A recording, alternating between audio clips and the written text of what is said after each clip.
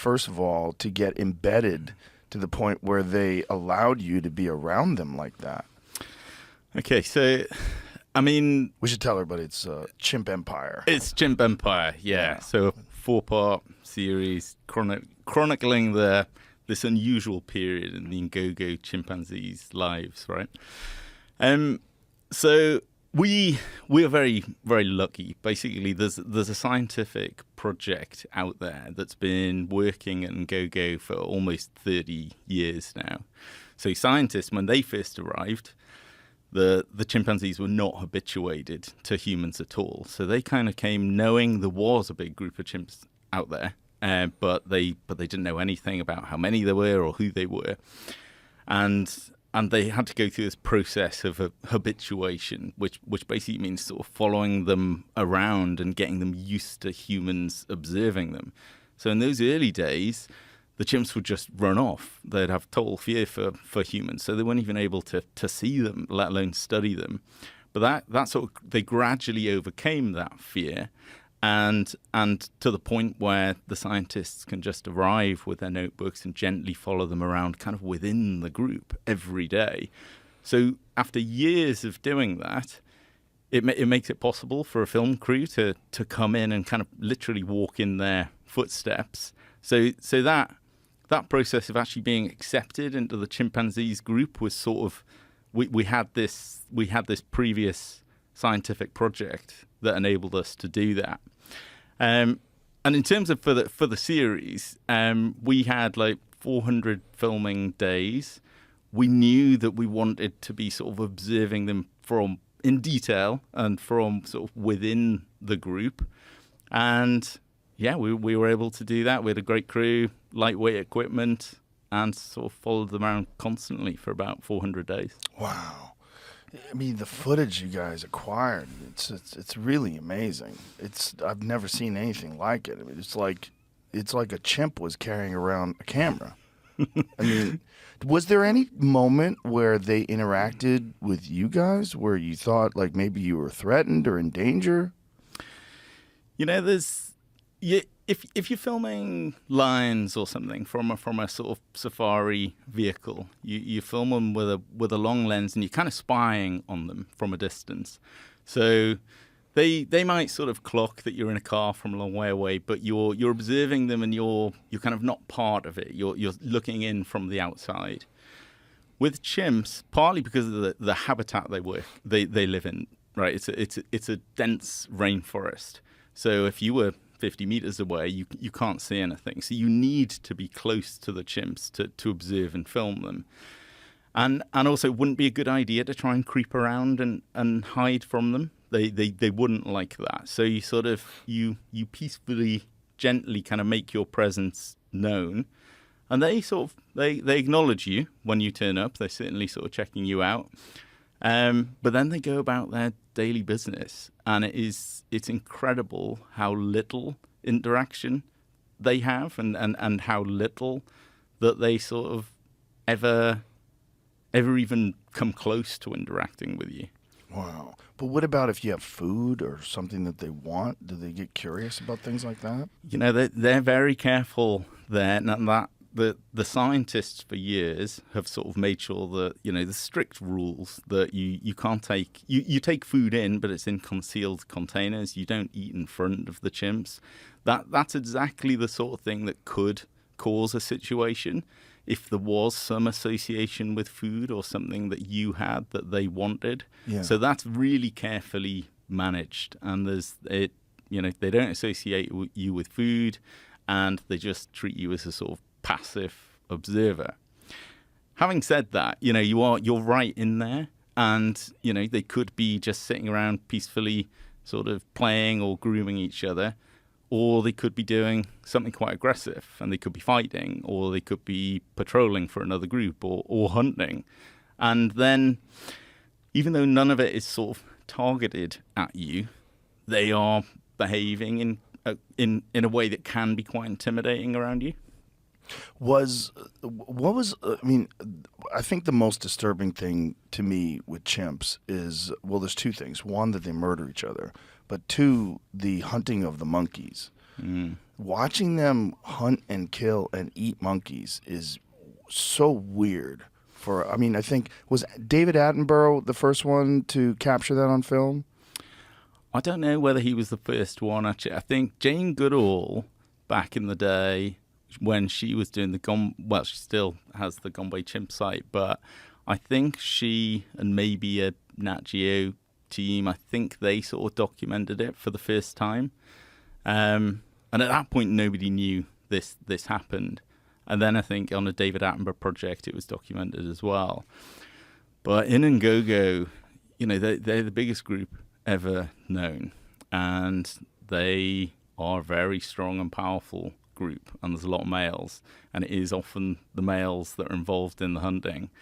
And they have taken hunting monkeys to another level. What is that like to witness live? Because primates eating primates, I don't know why, but it's just it doesn't feel right. This visceral reaction. Yeah. It's like, oh, I think, boy. Yeah, it feels, because you kind of group primates together, yeah. and we're sort of separate in a way, or that's how you think of them anyway.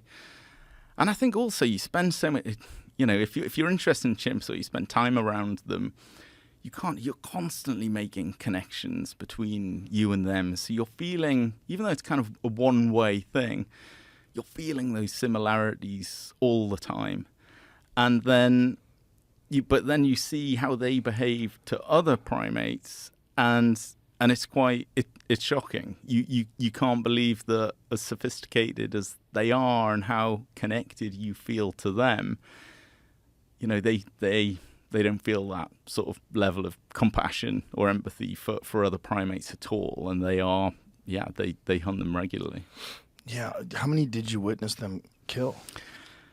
It was quite a lot. I mean, it's a completely sort of true, authentic story that we documented. So everything in there is what happened and in the order that it happened. But obviously we were there for 400 days, so there's quite a lot of things that we filmed that didn't make it in. Now, we didn't keep anything back that we thought was relevant to the story, but there are sometimes other examples or other hunts. For hunts is a really good example. We didn't put in the series every time they hunted a monkey because it would be a lot of hunting monkeys. We saw it quite a lot. I remember on the second shoot, but it was the first time that a new camera crew had come out. And I was with one of the camera women, Lauren, and she was really experienced woman in filming in hostile and remote locations, but had never filmed chimps before and wasn't really used to the environment. And on our first day out, they hunted a big black and white colobus monkey.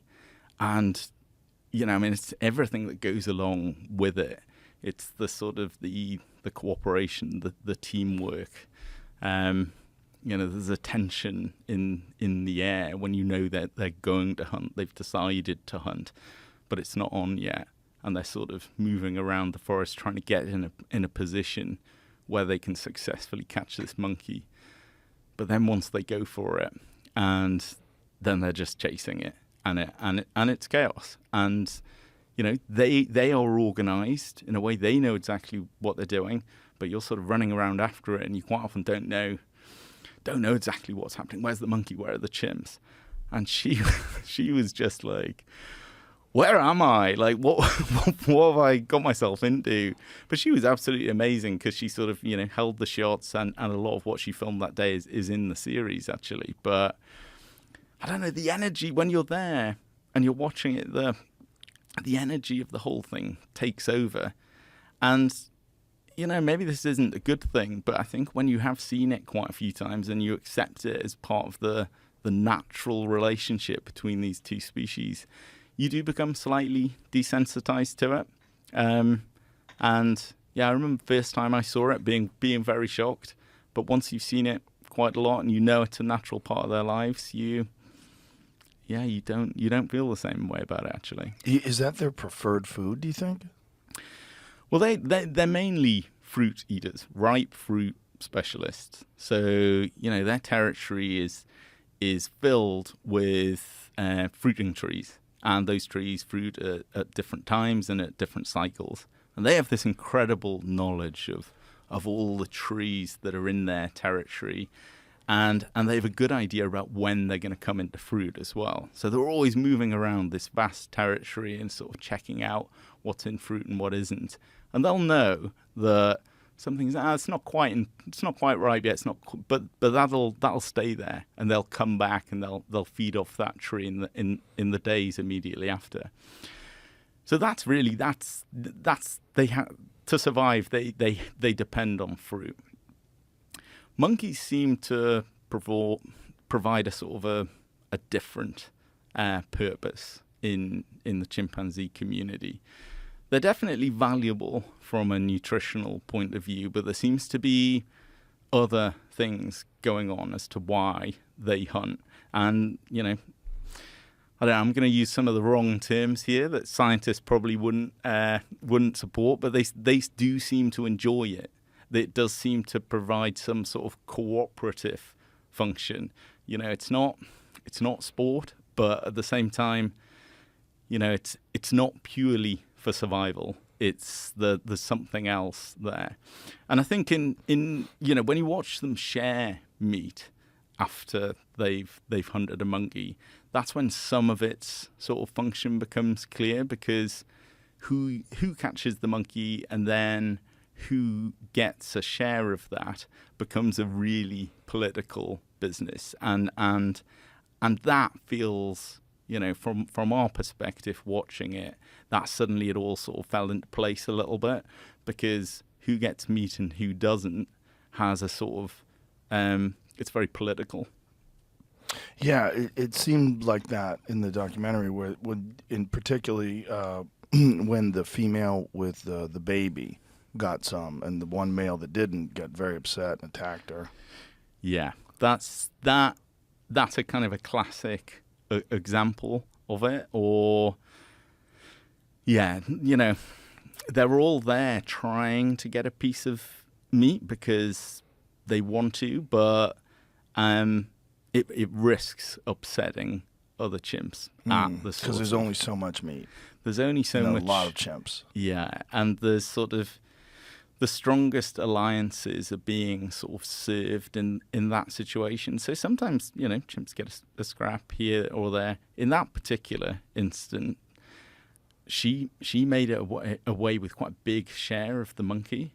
And I think, I wasn't there filming that particular moment, but I remember the crew saying when they came back, it did feel like that's trouble, actually. Good for you for getting a share, but actually that's... You're going to get into trouble somehow.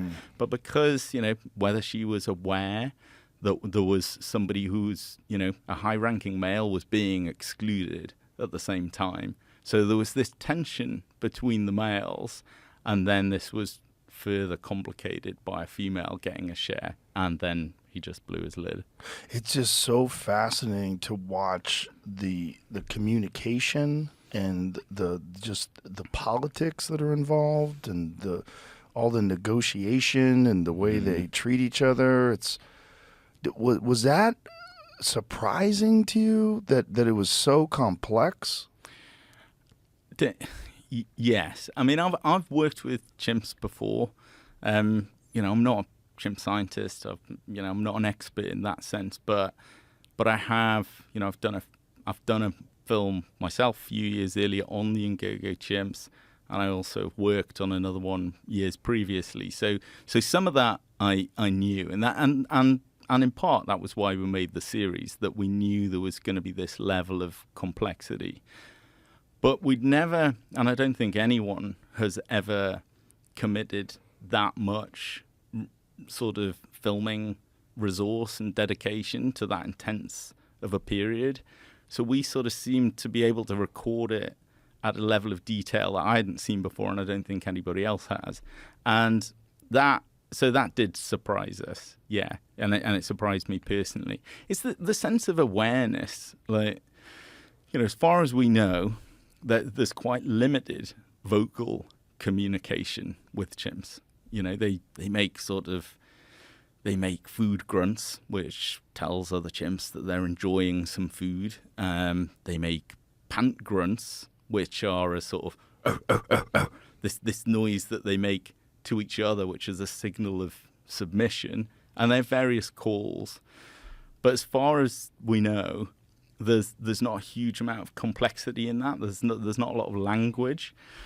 But the amazing thing is that there seems to be some other level of communication going on, that they somehow know what each other are about to do. Or in some circumstances they don't, and they're surprised, and it causes conflict. But I think about particularly when you watch chimps go on patrol, right? They patrol their borders, the borders of their territory. And they do that in silence. And they do that for a reason, because they don't want anybody outside their territory to know where they are.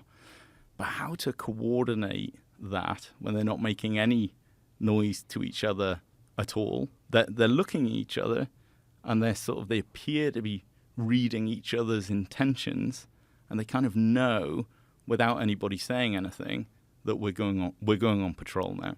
This is it. That was very fascinating. Yeah. Because I was trying to figure it out myself. Like, how are they coordinating this? Like, how do they know? You know, they and I've had endless conversations with the scientists and at and go about that, and you know, they're stumped as well, because there aren't really any signals that this is about to happen, and you know, they'll be lying around or grooming or doing something completely disconnected, and then one chimp will get up and just start walking off in the direction of the border, and then the others will join, and then as they start moving closer to the border, the amount they vocalize just goes down and down and down to the point of being completely silent. And yeah, it's a mystery. That there must be something going on there, and often, you know, maybe it's associated with specific individual chimps who the other chimps know that those guys are patrol leaders. You know, years ago, in the early days when the scientists were first there was a chimp called Ellington, and he was the patrol leader when Ngogo was one big group. He never showed any real interest in the dominance hierarchy. So he never made a play to be alpha, didn't really seem that bothered. He was a high-ranking male, but he was not engaged in that internal dominance struggle at all, really. But of all the patrols that they witnessed there, Ellington was the one who was present for the most and quite often leading them. So he seemed to have this attraction to that behavior, or this ability or desire to go and patrol their borders more than other chimps. And maybe in some ways that explains the lack of communication, that they're more, that it's actually the very fact of Ellington getting up and moving off for no apparent reason does communicate to the other chimps, okay, we're going to go on patrol now. And you know, the sort of modern version of Ellington, who was around during our filming period, is a chimpanzee called Rollins, who similarly has never shown any real interest to make it to the alpha position, whilst all the other males are sort of, you know, jostling for position there, and you get the feeling that ultimately they all want to be on that top spot and they'll just get as high as they can. Rollins doesn't seem to have that desire, or certainly it doesn't appear so. But he is the patrol leader. He's always out there in front and taking the Western group on patrols, and they do it a lot, and it's very often him. And what was interesting was that his younger brother, who really is just an adolescent chimp, Damien, he was just kind of coming of age, or just come of age when we started filming for Chimp Empire, and he really grew into that role during our filming period. He became Roland's sort of second in command during that period. And they were so I mean, they look very similar anyway. They're very different ages, actually. They've got the same father, different mother, very different ages, but they look the same. But they don't know that they're brothers. But for some reason, they have this extremely close connection, and both appear to have a real desire to engage in this territorial behavior. It's so wild to watch because there's sentries, there's ones that are on the lookout, they hold a particular post, and there's no communication. It's like, I mean, there doesn't appear to be. I mean, this is the thing. Like I said, I've often asked about how is this functioning? You know, you don't, like I say, other parts of their lives, they're making vocalizations and signals that even though you don't understand what they are, you can start to see patterns, like the food grunts, for instance. You know, it's a unique sound, and they make it when they're enjoying food, and then the rest of chimps gather and they enjoy the same food. So there's a clear way to observe that and to try and understand what it means. But patrols are, we know a lot about them through the scientists at Ngogo and through observing them ourselves. But there are mysterious elements to it that nobody understands. do you think it's taught behavior? Like the main ones had to learn this out of necessity, and then everybody else sort of observed this behavior and recognized the importance of it? I think it's a good point, because we were thinking about that a bit when we were there. So Burgle, this young chimp who was just sort of coming of age, he started attending patrols. So he's young; he's only 10 years old, but he's an orphan, so he'd always hung out with older males anyway. And during our filming period, he just really started becoming a more frequent attendee of these patrols. Now they're dangerous, and most younger chimps won't do that. But yeah, you wonder whether that's where it kind of starts. That you're mimicking the chimpanzees that you want to be friends with and you want to be like, and you know that like this is just something you see them do, so you do it with them, and if you do it regularly enough, exactly that. They maybe just, you don't need to communicate that much. You all know each other extremely well. You know by the way you're walking and the direction you're heading and who's there, what it is you're doing. And yeah, so maybe there's just a lot of that. Did you wonder if somehow or another there's some sort of telepathy? Some sort of communication that we don't understand, where it's pheromones or something?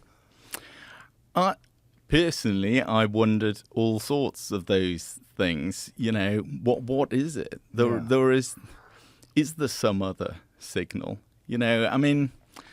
Until there's proof for that, it's just pure speculation. But there's a gap in the understanding there from a scientific point of view. And like I say, if they were here today, the scientists from Ngogo, they would be saying the same thing, that we don't know exactly how those patrols are instigated and how the chimps involved know that they're on patrol. We do not know that. So, that it leaves your imagination to run wild a little bit. Certainly the way that, I think telepathy's maybe a bit strong, but who knows? We don't know that it's not happening. I imagine my personal point of view, there seems to be quite a lot of sort of signaling through eye movement. Again, this isn't supported by the scientific data necessarily, but there's, they're very sensitive to where each other are looking, or at least they appear to be. And I remember one chimp. He's died, although he leaves a lot of offspring at Ngogo. But there was a chimp that featured in a film I made a few years ago at Ngogo, and his name was Pincer. And when I first saw shots of Pincer, I felt this like something different about this chimp. And I don't know what it is. And in hindsight, I can't really believe that I couldn't spot it. But there was something just seemed very human about him. And I was sort of looking more closely. And I realized Pincer had sort of completely white sclera. Like you and I, right? So, when I look over like that, you know exactly where I'm looking. And that's it's an important part of human cooperation. We follow each other's gaze and therefore you know what it is I'm interested in, or maybe what I'm about to do.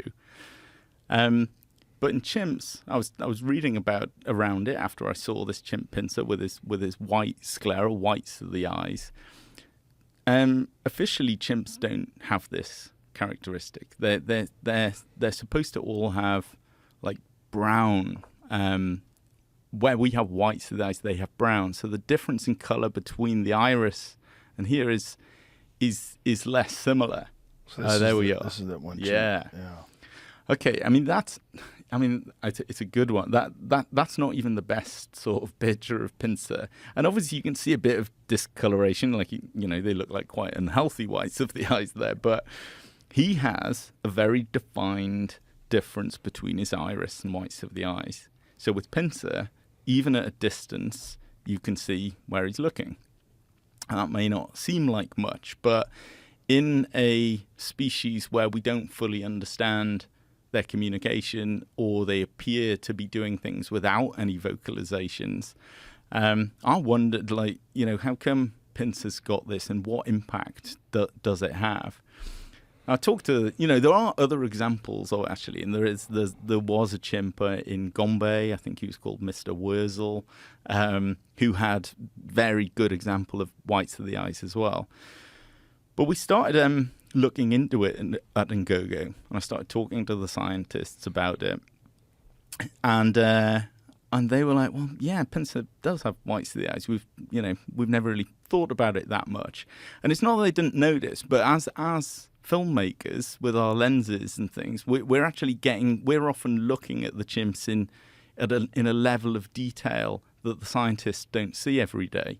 So in a way, we're sort of providing them with some sort of visual data that was of interest, and actually they did a proper study on it at Ngogo and tried to find how many chimps at Ngogo had this sort of whites of the eyes. And they found, I can't remember the exact numbers, but it was quite a reasonable percentage of it. Either had it, Pincer's a great example, but had some version of that. They don't know why this is, but in my sort of excited sort of way, I was thinking, well, here's the biggest group of chimps ever known. They cooperate on levels that you don't see regularly in other chimpanzee groups. They're on these territorial boundary patrols all the time. They hunt all the time. They're very successful on a cooperative level, and they appear to be doing these things in silence. What role do these whites of the eyes play? And anecdotally, the scientists kind of agreed that there was, there's a possibility that it does play some role. Like I say, they're scientists, so it's different. They need the data to support that. But there was, what's interesting about Pincer is that even though he never made it to the top either, but he fathered a huge number of offspring, and he was always there on these cooperative behaviors. So if there's a hunt going on, Pincer's around.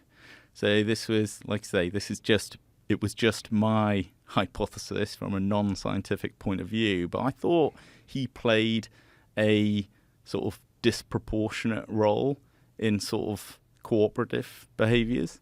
But again, it's an area, they know an absolute ton about the chimps at Ngogo. It is incredible, from behavior, genetics, everything. They've studied that group of chimps very thoroughly, but there is still a lot they don't know. So this whites of the eyes characteristic, this is a very unusual characteristic. It's very unusual genetic variation. It is. I mean, do his offspring have this? that's exactly what the scientists wanted to know, because obviously for it to be of like evolutionary benefit, it needs to persist. His offspring don't actually, not in a way that, you know, if every kid that Pincer had sort of came out with these eyes, you would suddenly think, well, here's a little mutation that is he's been reproductively successful, and this could help, and it could actually change. But no, they didn't find that actually. So you know, for instance, Rollins, who's the patrol leader in the West, that's Pincer's son, and he doesn't have that. He's got incredible eyes, actually. They're very piercing, but he doesn't have the same eyes. How common is that variation? God, I say we because the scientists generously made me an author on the paper, and I think, you know, I didn't do any of the real science work on it at all, but I think because of the conversations we were having, it inspired that particular study.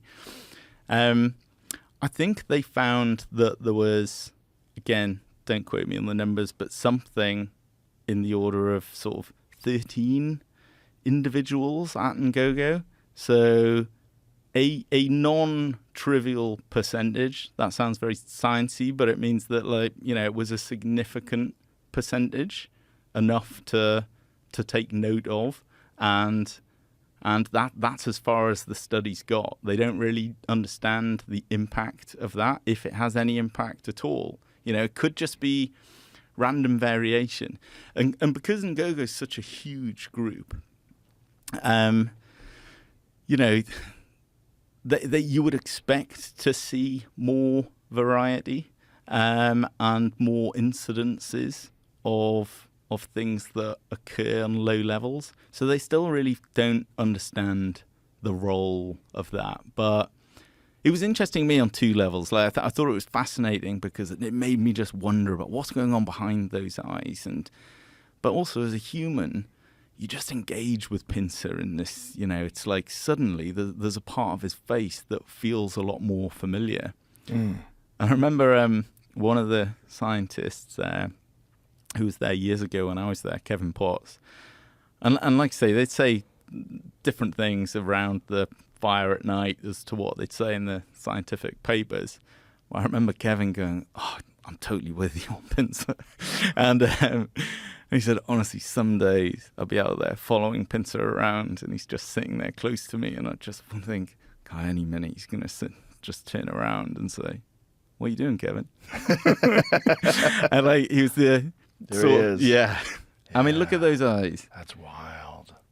It's so unusual. He was remarkable. I mean, that's Kevin Langergraber, the one of the scientists from Ngogo. That, yeah, I mean, everybody loved Pincer, and everybody was very, very engaged with him. But even at a distance, you can see what's he thinking? What is he about to do? And you have to wonder, like, that it makes us think that. So are the other chimps reading anything from that? Was there any correlation between chimps that have that characteristic and specific roles they play in the tribe? Well, I mean, as we said, it's, you know, it's a small portion of them, and very little sort of, they've done no specific study on it. But Pincer was the best example. He appeared to be more involved in the cooperative behaviors than your average chimp. You know, that's what, you know, the scientists in Ngogo were saying. You know, when there's a hunt, Pincer's there. You know, when there's a patrol, he's there. So he seemed... But chimps without white sclera would be doing that as well. The interesting thing about Pincer was how many offspring he had. You know, he was actually a low-ranking male his whole life, and he had the same number of offspring as the alpha male at the time. So here's an alpha male that's sort of dedicated his entire life to knocking off other guys on his way to the top, and all the stress associated with being an alpha male at Ngogo. And actually, you know, ultimately it's all about having kids. And he had fewer kids than Pincer, who had just hung out at number 18, number 19, you know, shying away from fights, but was very successful. But those things could be completely unrelated, because Pincer was also fascinating in that, like, he had a different sort of strategy with females as well. He spent a lot of time with females in ways that some of the higher ranking males didn't. So they would, you know, wait until they wouldn't really spend much time with the females, concentrate on their male relationships. And then when the females, you know, were in a reproductive state in estrus, then they'd go, all right, okay, now it's time, and use their position to gain access to her. Whereas Pincer played the more sort of girlfriend type game. He'd spend a lot of time with females, even when they weren't reproductively in that state. So it wasn't for immediate benefits, but he spent a lot of time. He put the hours in, and yeah, the Ugandan field trackers, they used to love Pincer, and they used to describe these different female chimps as Pincer's girlfriends and Pincer's wives, depending on how much time he spent with them. But he spent a lot of time with females. So, you know, is it anything to do with the whites of the eyes? He was just a fascinating chimp, and he did things in a bit of a different way to what your average male chimp is expected to do. It's so interesting that he has that characteristic, and then he also exhibits behavior that's slightly more human and clever. I totally agree. You're encouraging me in loads of ways in which the scientists are like you've got to. There's no proof for that, James. There's no proof for that. But it's okay to speculate. Yeah. I mean, how could you not? I'm with Joe now, so we can go down there. But yeah, I mean,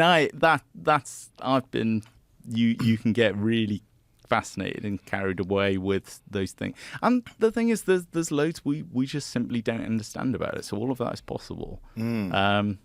But yeah, in scientific world, you need that proof, that data to support it. But like I said, privately, everybody adored Pincer and was fascinated by him and knew there's something different. Well, I appreciate the intellectual discipline and not like separating it that way and saying there is no real scientific evidence. But my goodness, it's so fascinating. The whole thing was incredible. I mean, I feel like I learned more watching those chimps from your documentary than anything. And I've been obsessed with chimps, like as you see with the skull and everything, my whole life. I That's think so cool. They're so interesting. They're so close to us. I mean, and you know, at one point in time, we were sort of in the same group of hominids, and something happened to us, and they sort of remain the same. And it's just that I think, out of all the animals that human beings have ever studied, none of them are as fascinating as chimpanzees. There's just because of our direct connection to them, our close relation to them. I totally agree. I mean, you know, some people love animals because they're different in different ways, and some people don't like chimps because they're very similar in some ways that are really good, and in some ways which are quite dark. Yes. You know, there are lots of similarities. You know, there are important differences as well. And I think, you know, that is what makes them so fascinating.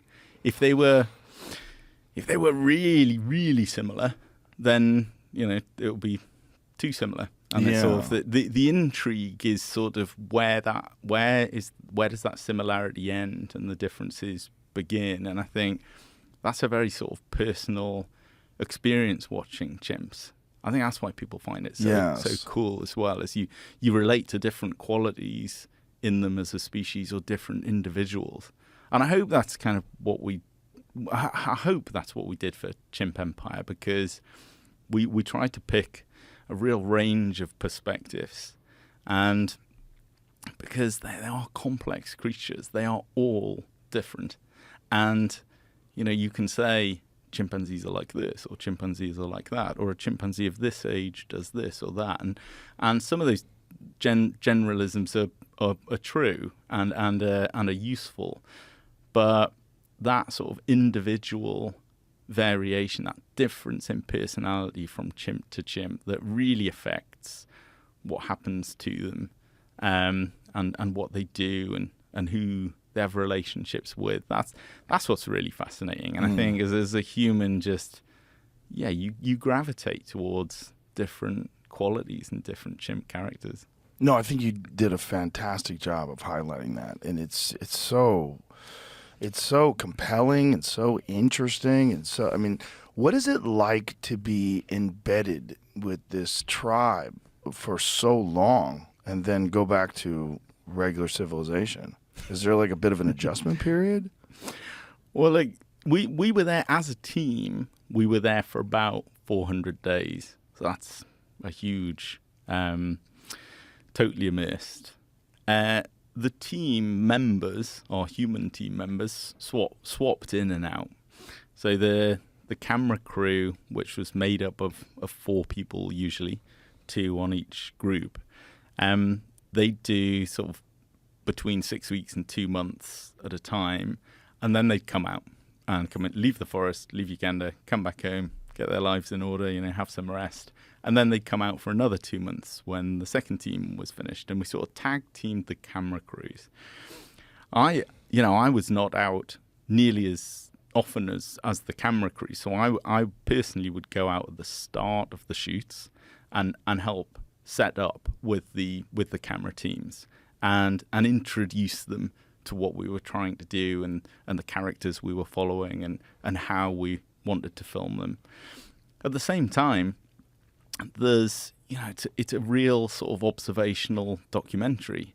So my role in it was to try and, give them a good sense of the overall approach that we were taking and the dedication that we wanted to film specific characters day after day after day, and that, only after filming them in that sort of level of commitment are we going to really get a sense of who they are. And that involves filming chimps, when they're not doing stuff that's very interesting. And I remember early days, Gus, who's one of my favorite chimps, the antisocial adolescent, I just thought he was going to be an interesting character from the start. But the camera team, who were sort of tasked with sort of following him, for miles and hours during the day, they were coming back at the start and going, I don't know about this Gus guy. He doesn't do a lot, and he's often on his own, and and they'd be hearing all this like commotion over this other part of the forest. And as a camera person, it's like, I'm filming the guy who doesn't do anything. Right. Like, where's Jackson? I can hear Jackson kicking off. And, they're jealous of the people who had the more sort of immediately exciting targets. But that was what we had to do to bring that diversity of characters to life, is that, some characters won't do a lot on a day-to-day basis. But then when they do, you're fully invested in them. And you're with them. And it was his inactivity that was kind of Gus's story, actually. He was often on his own, which meant he wasn't doing a lot because he's just him in the trees. But then when he came out of that sort of isolation and tried to groom someone, desperately trying to make a friend, you were with him. You're like, this guy's he's come into the group. Maybe someone's gonna groom him back. So it was important to follow that range of characters. But it would being sort of immersed for that long, it's an incredible experience. And I think that for everybody involved in it, that was part of it. You literally live within the Ngogo chimpanzee territory, because the scientific study has a camp. So like this small like island in the middle of the Ngogo territory. So there, it's completely pristine rainforest in every direction, but there's a little clearing, and it's been there for decades. And there's a selection of sort of tents and little log cabins, very low impact and small, but that's where the scientists and the Ugandan field trackers stay every year when they go out there. And we stayed there. But being immersed in it, even at nighttime, where you can hear the sounds of the forest and the chimps are out there sleeping not that far from you, that really helps with engaging in their lives, actually. Had we been able to sort of like nip in and out and stay in a hotel outside, everybody wanted, you miss the comforts a lot, and when you do get out, you love it. But it was an important part of the process to be properly immersed and to live in the forest, and it helped you sort of feel what they feel a little bit. I would imagine that the coordination of filming and then the editing process of trying to piece together a narrative is incredibly complex and difficult because you have 400 days of footage that you want to boil down to 4 shows. It is very difficult. And I think, we couldn't know. We had ambitions for it, but we couldn't know how successful we were going to be at it. We managed to film a lot more than I ever expected. So the schedule and the technical workflow, batteries charging, how you offload all the footage each day, the dailies, all of that stuff was sort of based on an assumption that we wouldn't have the level of access that we actually had. And the team was so good. And the cameras had evolved quite a lot since I was filming chimps, even a few years previously. So we got an enormous amount of footage. It's also just working with a team of scientists who just totally believed in it and enabled us to get that level of access, helped us predict what was going to happen, where they were going to go.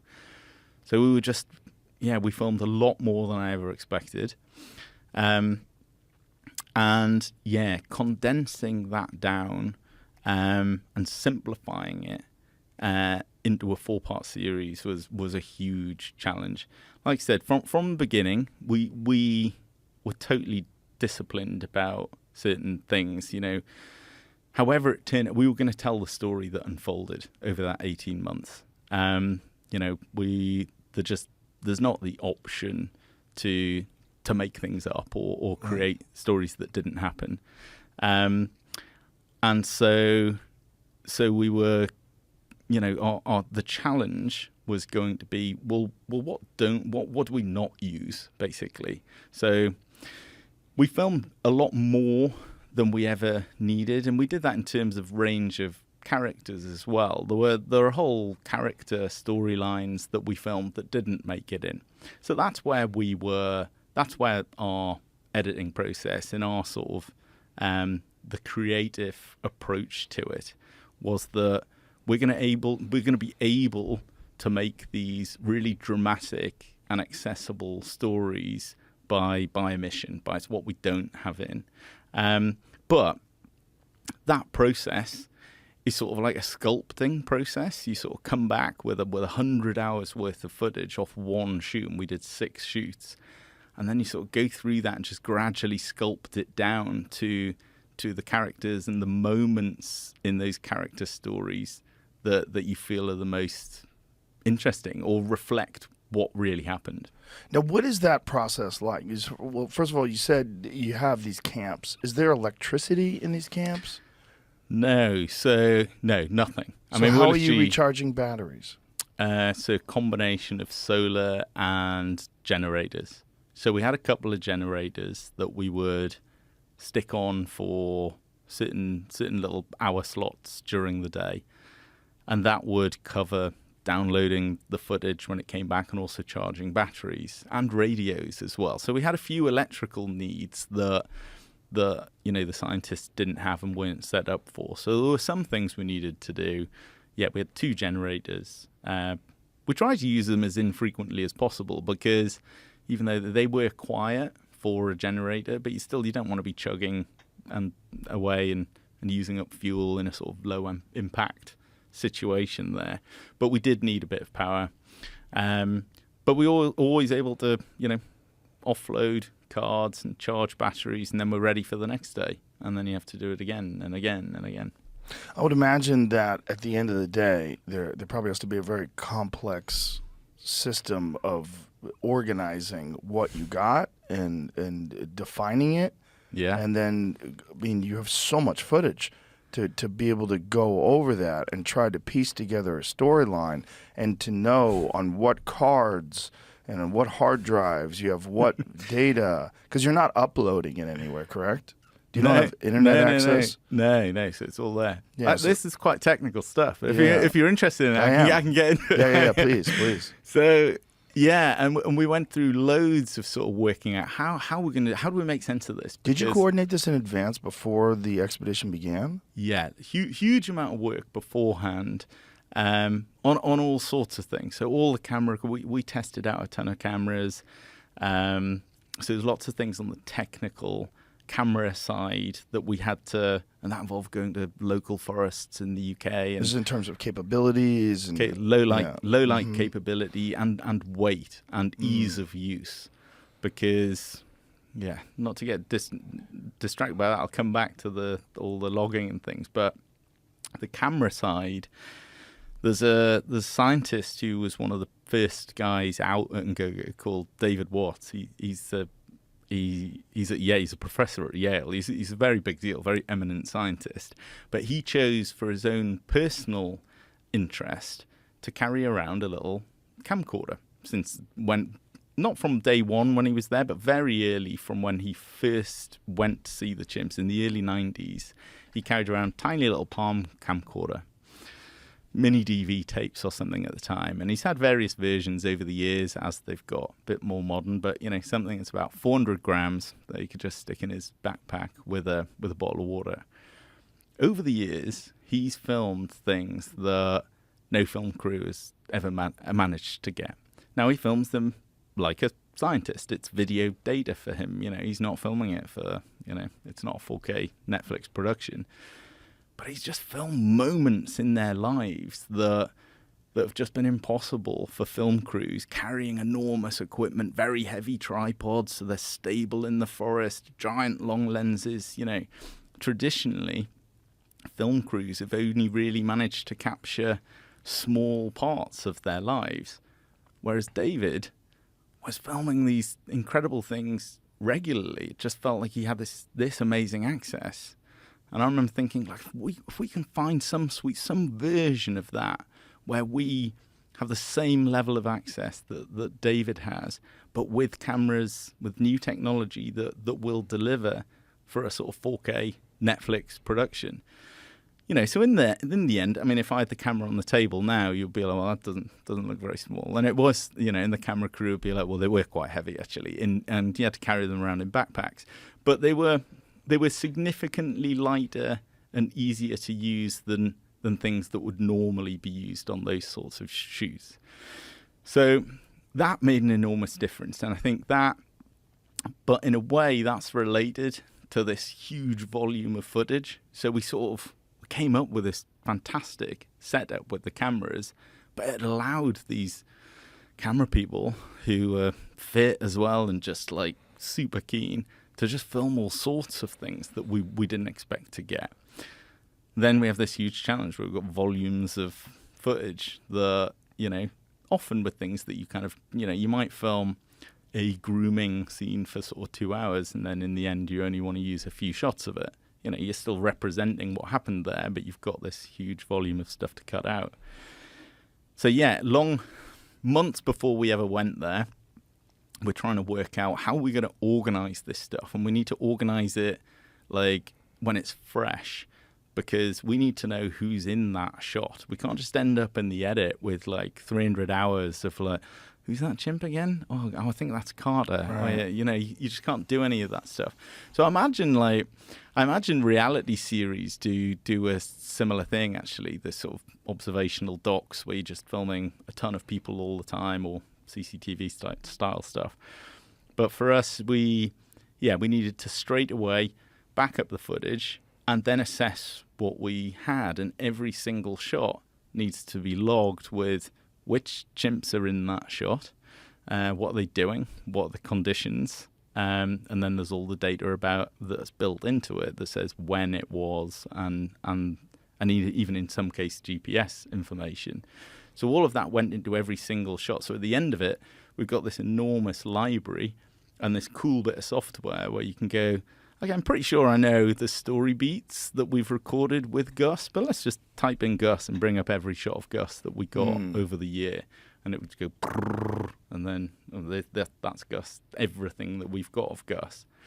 And so we had to, once we knew the characters that we wanted to be viewing this story through, we were able to sort of concentrate on them and sort of build out of the narrative that we filmed there.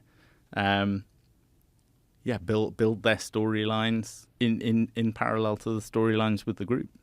Now that there's cell phones that are capable of 4K, and you're talking about how this one scientist was able to get access with this little very small camcorder. Yeah. Was there any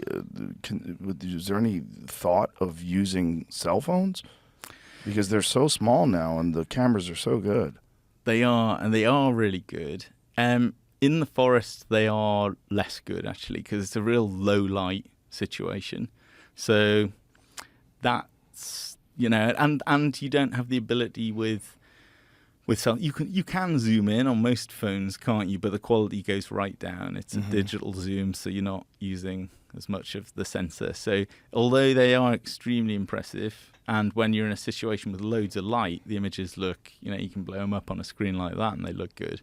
But they don't actually compare to sort of professional cameras in that type of situation.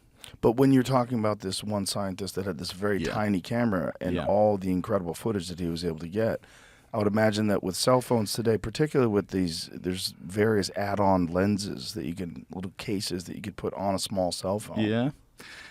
You know what? It wasn't, I don't think we didn't think about it a lot, or because of the assumptions at the time was that it still wasn't going to be quite enough.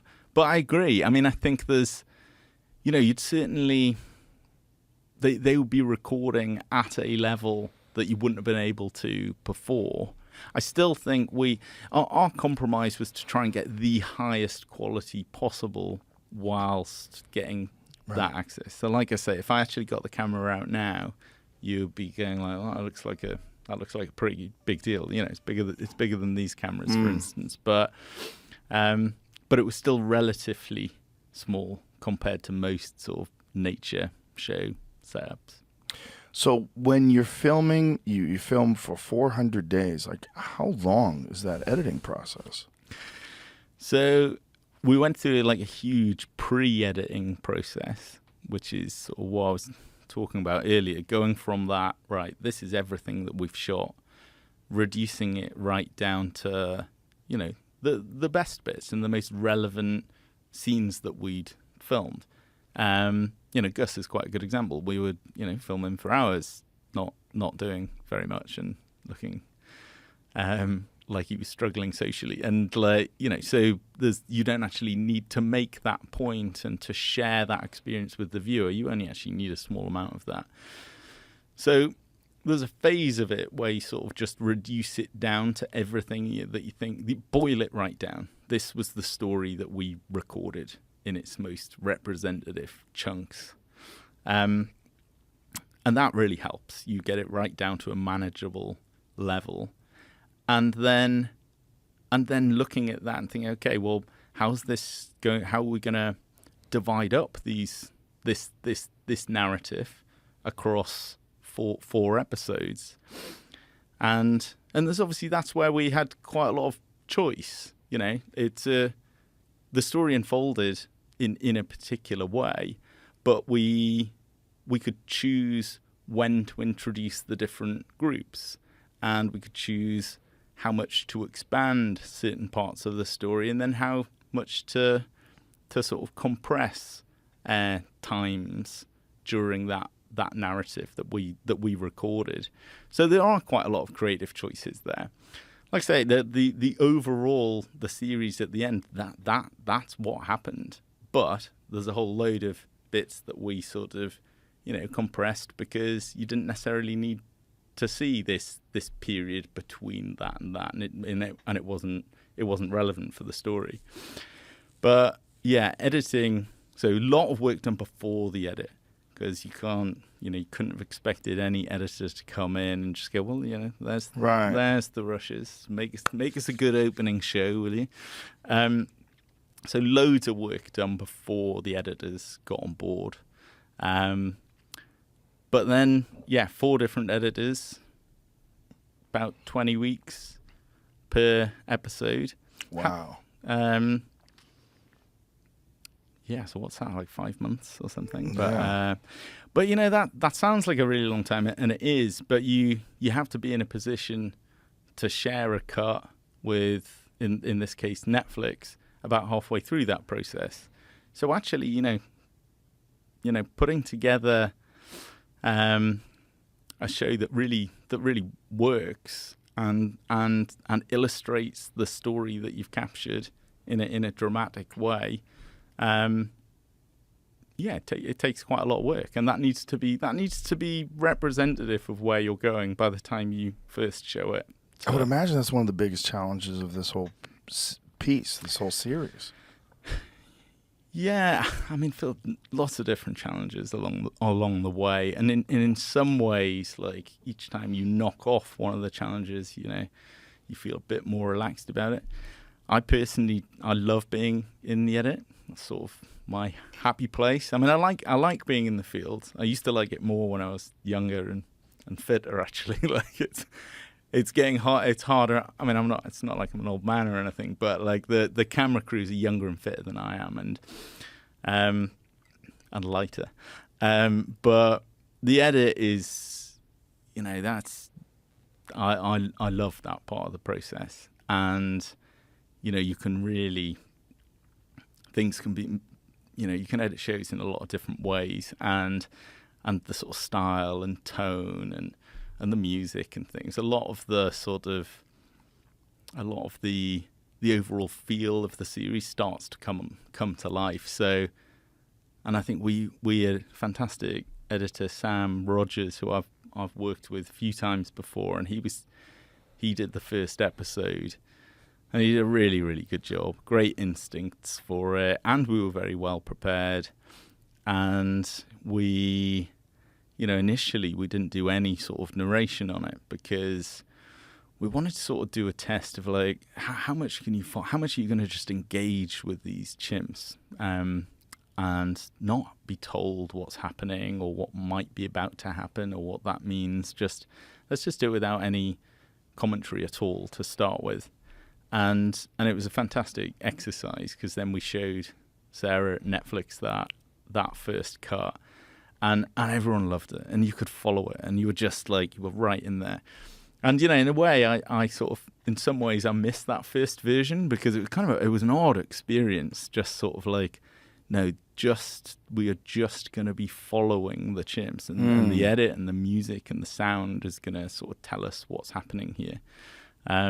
You might have liked that because it was a very sort of just direct experience with the chimps. Have you thought about releasing a different version that doesn't have narration? No. But it seems like you have so much footage, and I mean, I would imagine that it's just more people watching.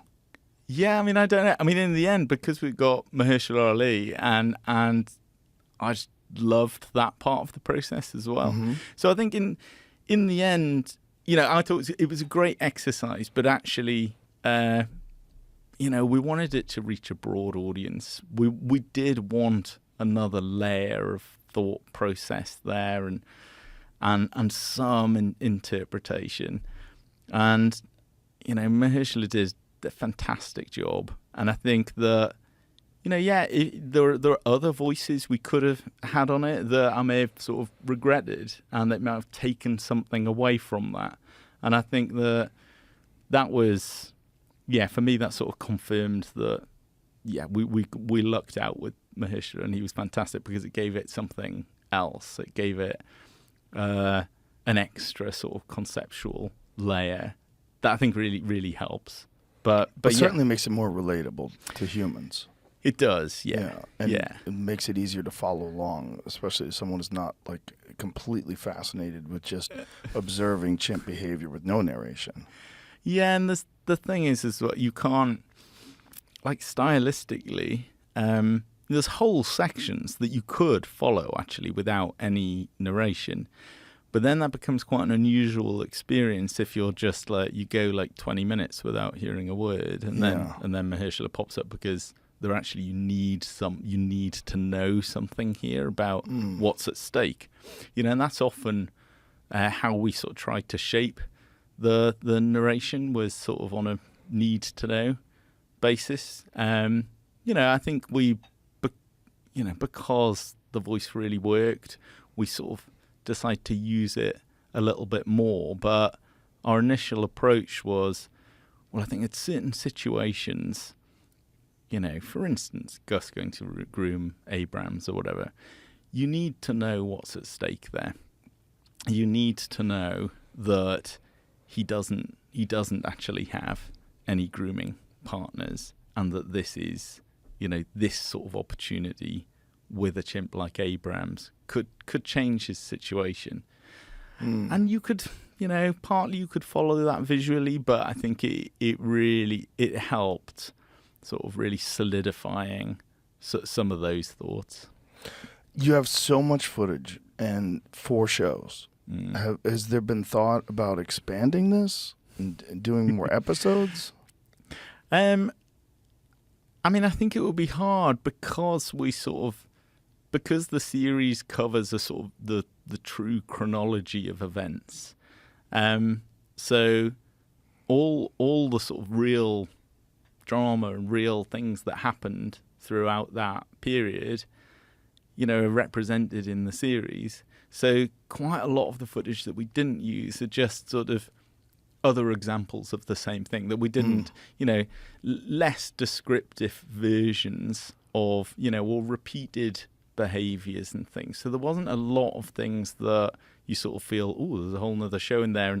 And also they weren't things that, how the series concludes, that was really at the end of our final shoot. So the footage that we have is sort of supporting material for everything that's sort of out there. But the story still continues at Ngogo.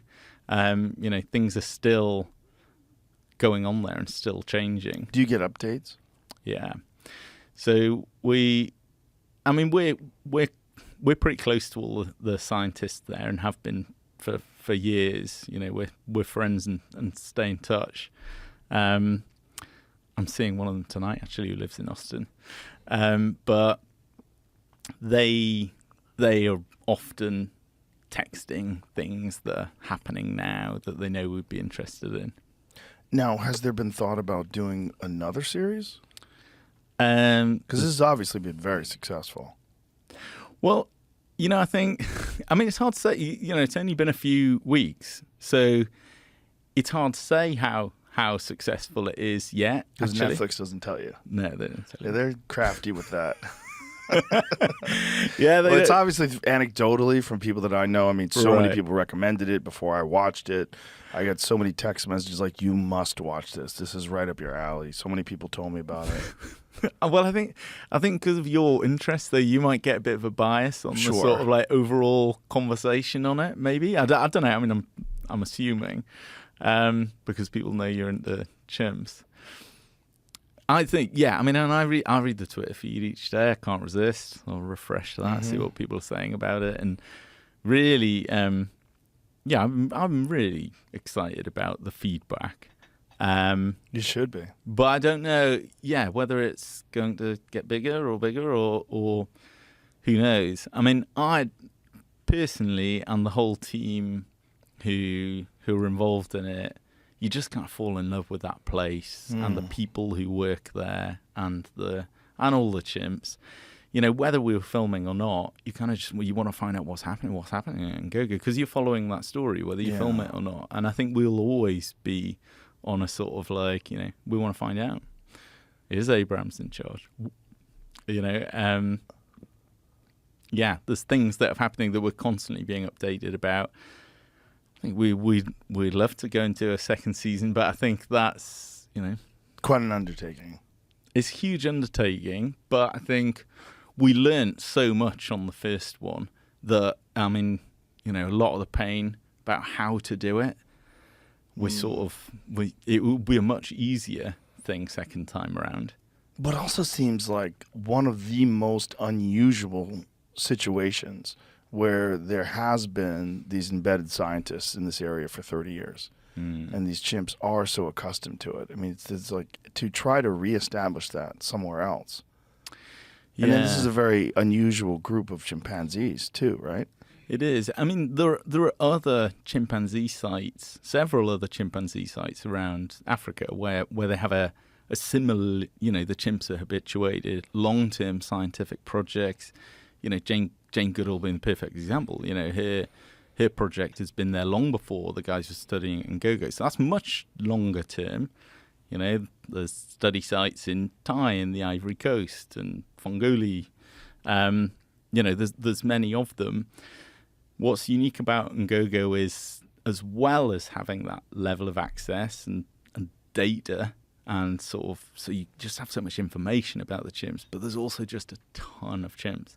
And they are quite unique in that the Ngogo territory is surrounded by forest in every direction. Whereas at other sites, often, chimpanzee habitat is sort of bordered by farmland or human settlements of some kind. So they're quite it's a little wild pocket in amongst an area that is less wild. At Ngogo, and I think this is unique for study sites of chimps, it's wild in every direction outside of there. So that does impact their behavior and their sort of group dynamics, because the edge of their territory is not like some land they can't go on. It's land they can take because it belongs to other chimps. And whether you enjoy watching that aspect of chimpanzee behavior or not, there's another layer to what happens at Ngogo. Loads of other chimpanzee sites they have different things that they do. For instance, in Fongoli in Senegal, they use spears to hunt bush babies. There's in every different chimpanzee site, there's like an associated unique behavior or culture. Scientists wouldn't call it culture, but a simple way of looking at it, there's a different sort of things that they do that are separate and different to other chimp groups. So there's observed chimpanzees that use spears? There are, yeah. I haven't observed any of them at all. It's not. I've never been there or filmed that, but yes, they use sticks. But do they sharpen these sticks? I don't know. And my partner Rosie actually made a film about those chimps. We're quite chimpy in our household, and she'll be able to answer that better. But I know that they use spears, and I think they make spears. So I don't know whether they sharpen them, but they certainly strip them down so that they are like a spear. Wow. And they jab in holes for bush babies. What is a bush baby? It's like a little nocturnal primate. They're very cute. Oh boy. I know. How conflicted is that? Watch them tear the monkeys apart with their hands. I know. But having them use weapons and spear them. Yeah. Well, I mean, chimpanzees, have used tools since Jane Goodall. I mean, they've used tools probably for thousands of years. We don't know, but Jane Goodall discovered that many years ago. So making, not just using tools, but making tools. Wow. It's quite cool, isn't it? That is so cool. Interestingly, the Ngogo chimps, they do occasionally use a tool for something or other, but they're not like in West Africa, in the Ivory Coast, the chimpanzees there use big rocks to crack nuts, and they use sticks to fish for ants. And same thing in Gombe and like I say in Fongoli, they use spears for bush babies. So tool use is quite a big thing for chimps generally around Africa. But at Ngogo, they're not big tool users. And it's interesting. They maybe have just never, tools are a solution to a problem for the chimps. They identify that they need something and that tool will help get it. And it feels that in Ngogo that actually they've not really had that need. And because of the fruit and because of the prevalence of monkeys. Maybe it's such a rich environment, loads of fruit. They've hammered the monkeys there. I remember, John Watani, one of the scientists, saying, in go-go they don't use a lot of tools. They cooperate on really interesting levels. Like that's the thing that feels that is the identifying or the defining quality of the go-go group. It's their sheer the population size. They're just a massive group. And maybe as a function of that, there's levels of cooperative behavior there that they achieve getting the things that they want through cooperation rather than tool use. When you're observing them hunting after monkeys, is there speculation that there's two things going on, that they're hunting the monkeys for food, but also that they're preventing the monkeys from eating the fruit? Because they must be in competition with the monkeys for these prized resources, because, of course, the monkeys eat fruit as well. They do. I don't think that's a thing, but you might. I think the overriding thing is they're just like hunting the monkeys. Because the thing is that does exist with other animals, rather, with predators. I think that coyotes, one of the reasons why they target cats, is not just for food, but that cats are also predators. Yeah. You know what I don't know, and I don't think I've ever really asked that specifically to the scientists there, but I'm guessing that there's so much fruit around that those sorts of things might be driven by like a scarcity of food. So therefore, take out your competitor for that food. And I think what they'd probably say was that, it's such a rich environment, and actually they just seem to love hunting monkeys, which is a shame, And is it a shame? I don't know. Well, it's hard, I feel like I've been desensitized to it a little bit. So, I obviously don't go, oh, yes, they got that monkey. Of course. No, but you accept it, and you don't. I think if you're following the Ngogo chimps, you're sort of like on some level you're kind of with them really, and therefore, you're not like I say, you're not rooting for them. You don't really want them to do that, but you totally accept that they do.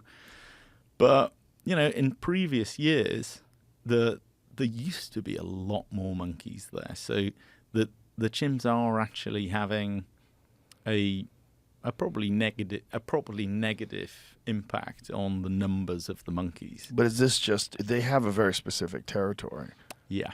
And is this just in their territory? Yeah. They're having a big impact. So is there a prevalence of monkeys outside of their territory? And do they ever go outside of their territory specifically to try to target monkeys? I know that they go to areas of their territory or areas at the edge of their territory where they know there are more monkeys still. Because, at one time, monkeys were much more common within their territory. They'd avoid the chimps or whatever, but there was there were known groups of monkeys there, and now there are less because they're so effective at hunting them. Yeah, there's one of the images of this torso of a monkey, and they're just eating it, and it's so weird because there's just something that's just so uniquely disturbing about watching a primate eat a primate. I know. Yeah, see, it's like, I mean, it is what they do. It is. Yeah, you unfortunately, if you follow chimps, and a lot of chimp groups do that. In fact, everywhere where you find chimps and monkeys in the same place, it happens. I think. It is part of what they do. Do you find yourself rooting for the monkey to get away, or do you find yourself rooting for the chimp to get the monkey? I mean, because you kind of want to capture the actual successful hunt. I don't know. No, not necessarily. Actually, no. And I think that particularly the type of thing that we were doing, it wasn't sort of, we want that behavior. We weren't going out to get behavior sequences. We just wanted to film what happened. And in a way, them attempting to hunt something and failing is also an interesting story. Does it happen often where they attempt to hunt monkeys and the monkeys get away? It does happen. Yeah, not very often. Most of the time they're successful. Yes, I think so. And you do. I mean, having said I'm a bit desensitized to it. I think, that what the natural thing is, you're seeing a much bigger animal go after a much smaller animal. So in almost everybody, there's an underdog there, and there's, you are on some level thinking, come on, if you just get out to that skinny tree, get out to that skinny branch, they won't follow you there. Because that's the challenge on the monkeys. Try and get out right on the tips of the branches, which are, they won't hold a chimp's weight.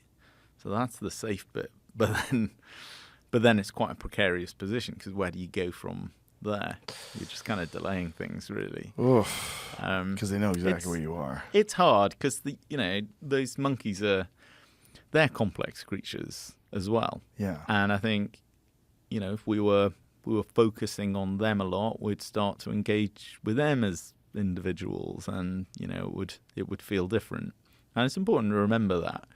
But the purpose of this series was we wanted to experience what it was like to be an Ngogo chimpanzee, and from their perspective, monkeys are food. Did you observe noticeable patterns in how they hunt, or strategies of how they hunt these monkeys? No, not really. Other than, like I said, there are sort of stages to it where, it's not they'll just suddenly start hunting. There'll be a process where one of the chimps might hear some monkeys, or they might have gone looking for them in a particular area, and there's different stages where they kind of know there's monkeys in the area, and they're sort of feeling their way around, and then maybe they've heard a call and they're sort of making their way gradually over there. And then when they identify an opportunity, right, okay, there's a group of monkeys here and they're up in that tree, and then they can often be very quiet, a bit like being on patrol at that point, where they're just kind of getting as close as they can and in positions where they can be most effective without making any noise and without scaring anything off. And then generally it takes just one chimp to just go for it, and then the chase is on, so there's no element of surprise or anything. It's a rush, and they're trying to corner the monkey or monkeys in positions in the trees where they can get to them. One of the things that they observed in the David Attenborough capturing of this sort of behavior was that they will sort of ambush them. They will set up traps. Yeah. I think a lot of people sort of have different opinions about this, and I think probably every hunt is different, and I think sometimes you might observe those things and then in your mind get a sense that, this is how they must do it, because during that hunt he was over there and he was over there, and they appeared to do that. In my experience, there didn't seem to be that sort of pattern of behaviour. It was not as organised as that, actually, when it came to those parts of the hunt. Also, it's a very difficult thing to observe and to film. So you really, having said, we're getting amazing details of their lives, but there are some activities that they do, like a hunt, where really you're looking through windows in the canopy, and just you see a chimp leg it across there and over there, and then suddenly someone's got the monkey, and making sense of that. I think scientifically it's really hard, but from a filmmaking point of view, you're capturing moments, and you can piece together what's happened there. But there's definitely things that you haven't seen, that have gone on behind trees or leaves or So I think it's hard to kind of know exactly how they do it. Is there any concern while you're doing this that you're interfering in some sort of a way, or that you're going to upset them, that you're getting in the way of the hunt or getting in the way of their natural behaviors? It's a constant consideration, like how, the worst thing we could possibly do is to go in there and try and observe the sort of real world of the Ngogo chimpanzees, and then find ourselves having an impact on that, being sort of participating in it. So that's no longer the real world of the chimpanzees. That's the world of the Ngogo chimps when they're sort of distracted or impacted by human observers. So that would just ruin the whole point of it. So it's a constant consideration. Weirdly, and it does, I don't really have an explanation for it, and I've not really heard one that works for me, that oddly, apart from sort of acknowledging you, they just don't seem to be impacted by your presence at all. They pretty much ignore you. And like, chimpanzees are so like spatially aware. Like they live in this three-dimensional forest world where they can just go from tree to tree, horizontal, vertical. They're very aware of everything that's around them. You would assume in these chaotic moments that you might get in one's way or run into you, and it never happens. And it's as if, but then again, you never see a chimpanzee run into a tree either. They know where everything is, and for some bizarre reason, they're totally accepting of this sort of passive presence in the forest. These strange bipedal creatures that sort of follow and are close and sort of within, observing them. And it's not like they acknowledge you. They know you're there. They're not just like I said earlier, you're not spying on them. You're kind of part of it, but they're not interested in you. It's strange. Like, until you're there and you're in it, it's sort of an impossible thing to describe, and it's a very difficult thing to understand until you're actually right there.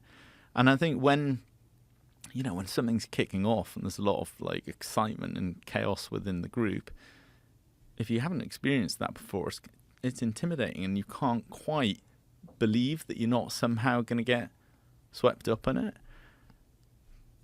But you don't at all.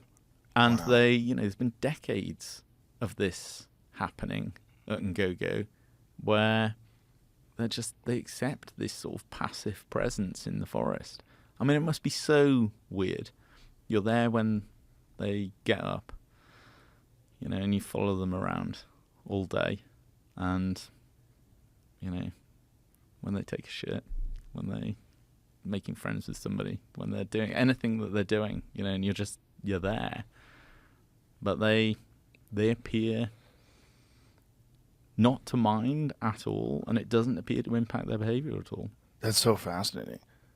How close do they get to the photographers, the humans, the camera people? Like, so there are strict rules at Ngogo and anywhere working with chimpanzees, because we're so similar.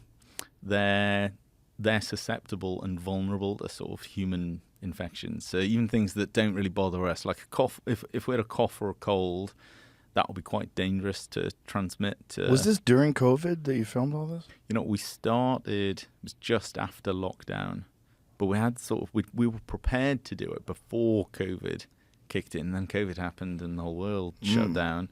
And then we got out there as soon as we could afterwards, when things were starting to open up. Because Uganda wouldn't let any flights in for a long time. But as soon as they did, we went out there. And we had to be tested regularly for COVID. People were worried about what would happen if a chimp got COVID. Right. Naturally very worried. But actually, in place already, there were... you have to wear masks. You can't go closer than 7 meters. You have, if you're not feeling well or anything like that, you mustn't go and see the chimps. And that's important because, yeah, chimps, a common cold can be lethal to chimps. So for that reason, you have to stay 7 meters away from them in the forest. That's not much. It's not, no. I mean, they say 7 meters is an absolute bare minimum. They encourage you to about 10 meters. Because it's 20 feet. Yeah, it's not a lot. So how far is that? Nothing. That's across this room. Yeah, no, it's not. So yeah, it's about yeah. about the length of this room. That's wild. Is about the distance you should be, and you make concerted effort to make sure that's the case. However, like I said, the chimps don't know that rule, so you can do whatever you can to maintain that distance. And, if they come a little closer or come to sit down sort of, within that 7 meters, you move back slowly. But you don't, it's not advisable to sort of jump out of the way, or, you take your opportunity and you slowly get that distance between you back. So, but yeah, it doesn't feel like a lot at all, particularly if there are chimps in every direction. And because the go-go group's so big, it can be a lot. You can be in the middle of quite an amazing thing. And like it, and I know, or some of the most dramatic parts of chimpanzee life and go-go, is the patrolling and a lot of the slightly more aggressive elements. But, most of the chimps' day is spent doing things that are just really enjoyable to be around. When they're watching chimps groom is one of the most sort of like relaxing, it looks so relaxing. It's kind of like, it has quite a soporific effect on you. Like if you're in amongst a group of chimps and they're all sort of gently grooming each other, you feel very sleepy. It's quite odd just watching it. It just looks so, it's very gentle. These huge males who are capable of all sorts of things, very tenderly sort of groom each other or younger members of the group or the females. And it looks so gentle. They're just finally going through each of the hairs there and just really checking if there's anything worth coming out. And they often sort of fall asleep or look very relaxed. And those moments are kind of amazing, actually, because you sort of they really make you relaxed. And then there's a few kids will be playing around, sort of, they're not interested in long grooming sessions, so they're just tumbling around in the trees and things. And that's the majority of chimp life, actually. And what's so interesting about them, because it's such a far cry and such a huge difference between the more aggressive side of chimpanzees.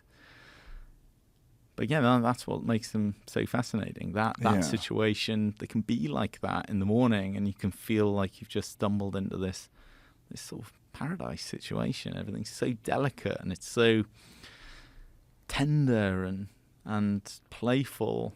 But then come the afternoon, they've got a job to do at the border, and it's a completely different atmosphere, and it's tense, and same thing.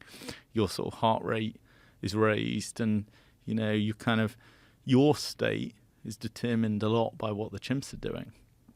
The grooming aspect of their relationships is very unusual. It's very unique and very, very fascinating to watch, because they sit there and they allow each other to do this, but there's also this social hierarchy aspect of it.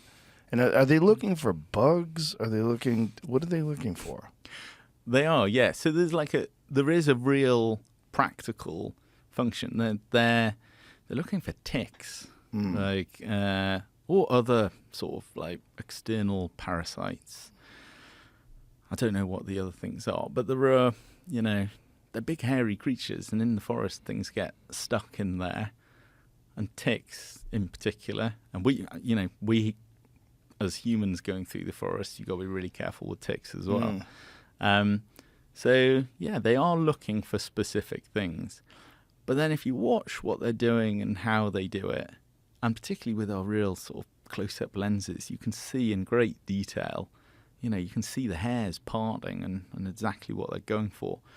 I don't know, it feels like, yes, that's an important part of it, but actually the purpose, they're kind of stroking each other.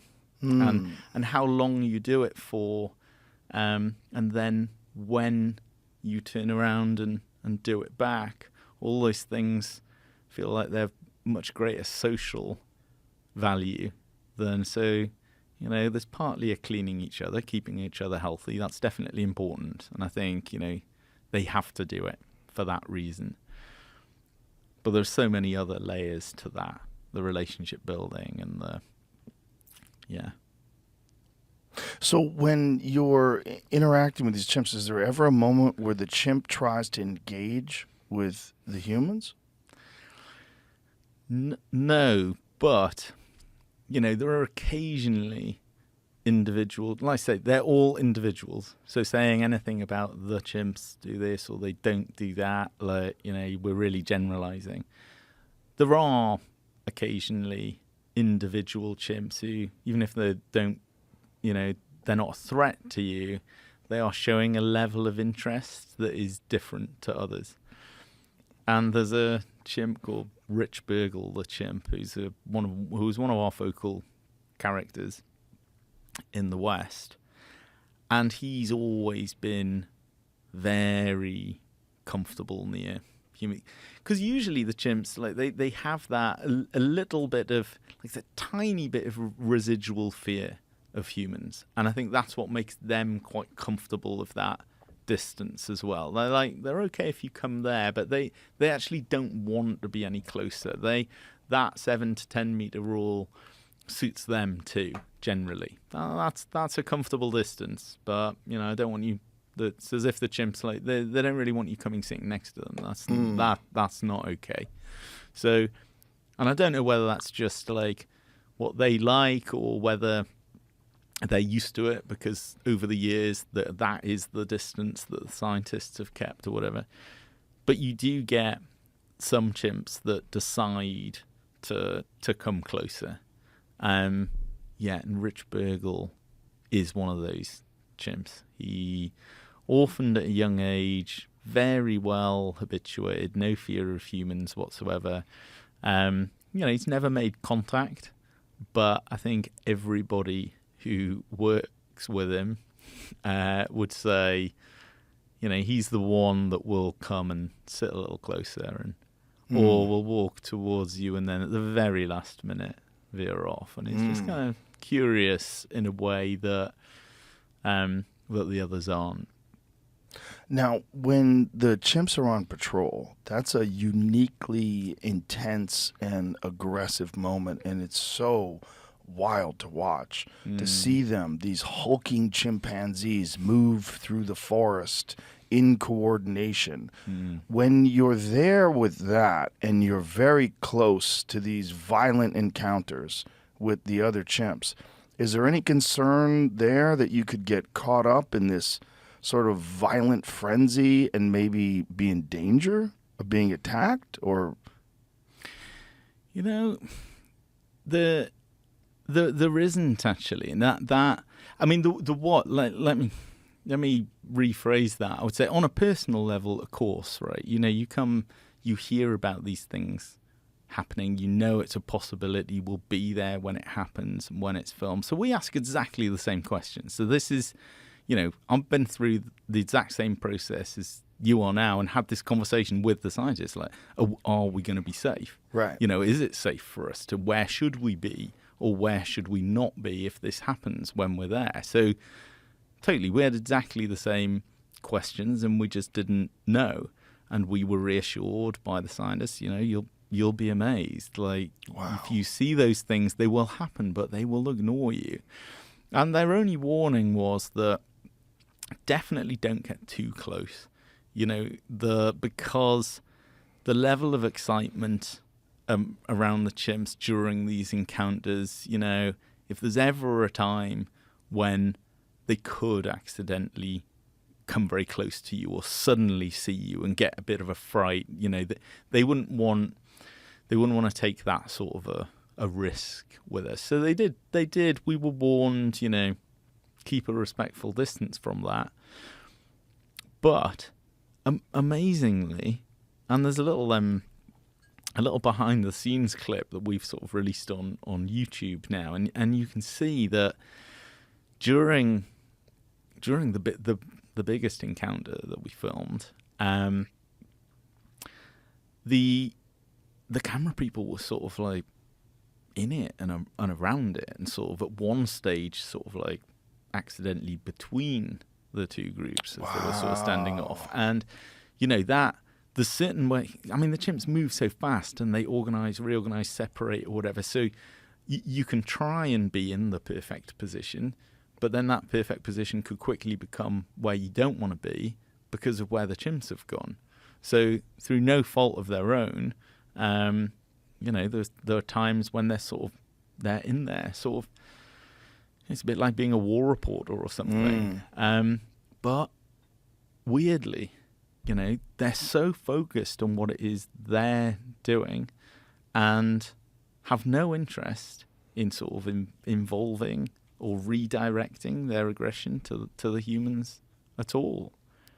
Wow. I think, because of, there are some quite high profile and sort of like pretty tragic sort of human-chimp interactions, aren't there? In N'Gogo? No, I mean sort of like things that have happened at zoos or whatever. And I think that it does give a sort of an unusual impression of what chimps are like in the wild. They have all that sort of capability, and more so, the N'Gogo chimps. There's so many of them, and they are engaged in these sort of violent competitions with other groups.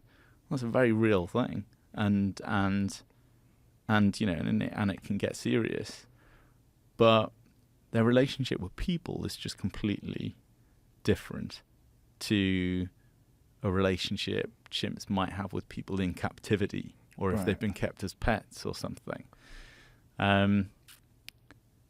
It's not.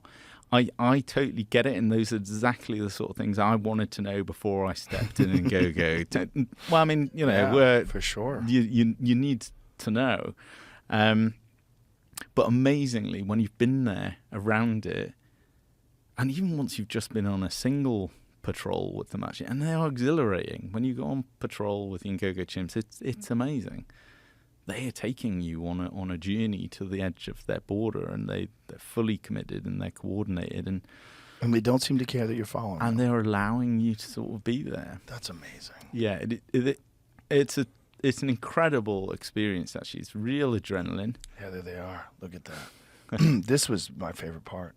Just watching them move in coordination and just wondering, like, how do they know? Like, what are they doing? It almost seems like they're gesturing in some ways, like that chimp with the one hand. Oh, so this is the behind the scenes Yeah. bit. Yeah, exactly. Gestures quite often that in our form, or hands all over each other. There. That's undeniable. These sort of reassuring gestures. They know they're in this like tense situation. They're nervous. I think that you can read into that they're sort of telling each other that, like, I'm with you. I'm with you. I'm here. That physical contact is just, it's just reassuring each other that we're in this together. It's you and me. And when violence does break out, what is that experience like?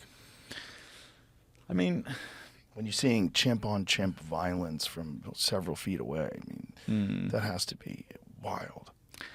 I don't really want to give away any spoilers for the series, because some of these things are sort of like major plot points in the series. I know what you're saying, and I appreciate your artistic sentiment. It doesn't matter. But it's so good. It's so good that even if you say what happens and people get to see it, it's so good.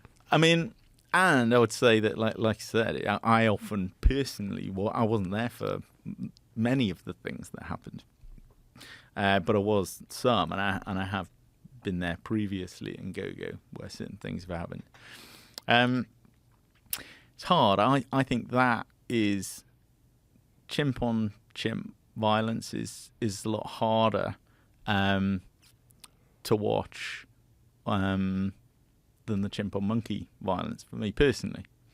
And whether I'm there myself or whether I'm seeing it recorded later on, I think there's kind of a sadness to that personally. Quite often it's because in truth it gets more serious if the chimps outnumber them significantly. So when chimps are kind of equal sized groups, when they come into contact, they're usually less violent situations. Because there's too much danger. There's too much danger, too much at stake. It's kind of a bit bravado. So they run at each other a few times, but if there's enough chimps on either side, you can pretty much know that in this immediate situation, no one's going to get badly hurt. They get badly hurt when they're outnumbered. And obviously that, on a human level, just no one likes seeing that sort of thing. Yeah. You know, there's just that it's just horrible. And it, you know, unfortunately, we've all sort of seen that personally, or clips of that in humans, and it's the most uncomfortable, horrible stuff. You know, it really makes you horrible. So, yeah, all of that stuff is very hard to watch.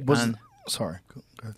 Well, no, I was just say, even, you know, interestingly, like I say, the scientists at GoGo, we know them really well now, and we've worked with them for a long time. So, you know, we share things and they share stories that on a more personal level with us. But they are obviously better than we or a viewer would be at detaching themselves. You know, this is just what happens. They're there to observe and try and understand. It's not an emotional thing. But even they who have been there for many years, and I think particularly because they've been there for many years, sometimes you see an act of violence on a chimp that you've known and been following around for ages. They may not care about you, but you really care about them, and it's sad. Yeah, it's very sad. During the filming, or at least on the show, there's one instance of chimpanzees killing another chimp. Was there more of that? You're blowing all this. I'm not. I'm not. Okay. You think it's a spoiler alert, but I'm telling you, it's that's just fine. It's so complex it's and so fascinating and so good. Yeah. I don't. Okay, good. No, that's fine. I don't know. I know it's new your baby. for me. So I I was thinking, does it really matter? It doesn't matter. I don't know. It's so good, it doesn't matter. Okay. Yes. Okay. So that happens. Was it only one time while you were there? Well, yes. No. There's another thing in the series we're not going to talk about. Okay. But because that really is a spoiler. But yes, couple of occasions whilst we were there. And that is how. I mean, is it conflicted? Do you almost have this like feeling that you want to intervene and protect the chimp, or? I think, yeah, everybody who's been around, those feelings are that you wish it wouldn't happen. Right. You don't want this to conclude in the way that you think it might. But again, I think I totally understand why you're asking. But I think once you've been around them enough, and you have to have this commitment to, and it's part of the same point that you're asking earlier about that impact on their lives. You want zero impact on their lives, or minimal, right? Yeah. You don't want any negative impact. You actually can't make too much of a positive impact either.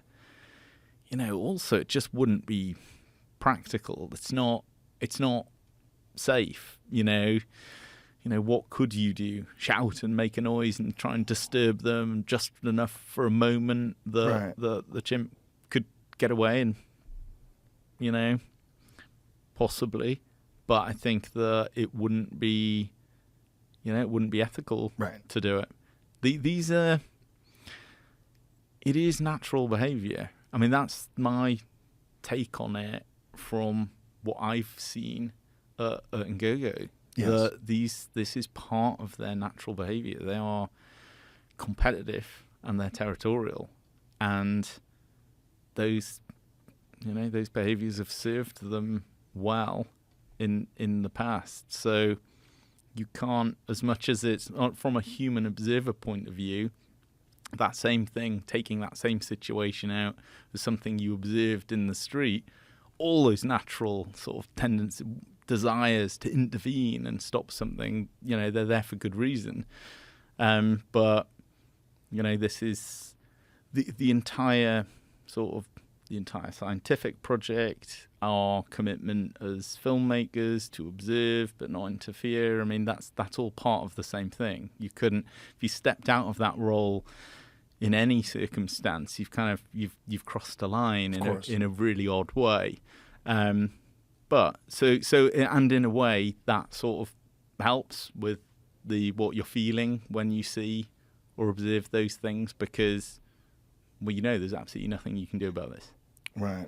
I mean, of course, ethically, you really can't intervene. But it's still sort of, whew.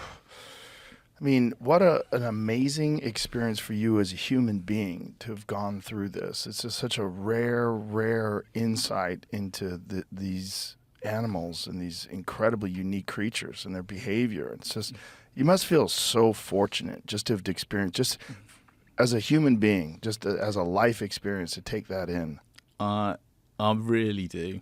Yeah, I really do. I mean, this, I've been very lucky in lots of bits of my job that I've done over the years. I think that, it's a great job. It's very hard work, a lot harder than probably what people appreciate, and but extremely lucky on loads of things.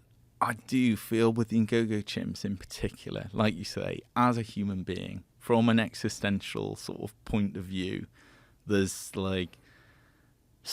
I'm so fortunate, and not many people get to see that, and they are our closest relatives, and they are fascinating because of the connections we have with them. They're also fascinating because they're different and they're all individuals, and it's a chance to just, you kind of feel a part of something that has brought that important knowledge and information to people.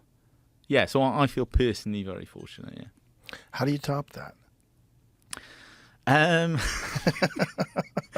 mean, are you always trying to top your work? Because, I mean, what you've done is so extraordinary. I watched it, and at the end of it, I was like, how do you beat that? I mean, you are always trying to make something better than you did before on a personal and professional level. You want to do really cool stuff that people like, and so yeah, I'm always thinking about what could be, what could move things on. I think making a series about the Ngogo chimps, it is quite hard because they are, for all the reasons we just said, they are our closest relatives. They are the biggest group. In terms of sort of story and character, which I think is probably, I mean, you're a chimp nut and you love all bits of it, and you're fascinated on levels that a lot of people maybe don't appreciate. So I think you get the whole thing. But I think what potentially what the broader audience is sort of really responding to is the characters and the stories. There are real chimpanzee characters that you can follow through the whole series, and that is hard, certainly harder to do with other animal species. There's so much going on there in terms of individual variation and chimp psychology. You're always just wondering, what are they thinking? What are they going to do? What's he making of that? What does she want now? They invite that level of intrigue, that depth of character, the genuinely different characters who all kind of want quite different things. And that, as a sort of storyteller in the natural world, is quite a unique opportunity. So, yeah, I don't know, actually. I'll just rest for a while. Do you have another project lined up? I mean, we finished working on Chimp Empire quite a long time ago. So it's been about a year or something. We finished the edit. So I am working on other stuff already. But I can't talk about it. I understand that. Yeah. I would imagine that if I was Netflix, if I was one of the CEOs, I would be in immediate conversations with you about season 2. I think you're very wise, and I mean, I think we have talked about it with the commissioner, Sarah Edelson, who she loves the series and was behind it from day one. Shout out to Sarah. Yeah, shout out to Sarah, and we've talked about it. We talked about it even before we started, actually, because I think and she could see the potential, actually, that this is a it's a window of time into the Ingogo group, but they don't stop having interesting stories just because we stop filming them. So we sort of knew there was that potential, and there is a kind of a conversation that's sort of bubbling away. But I think it is the sensible thing to wait, let this series have its impact, whatever that will be.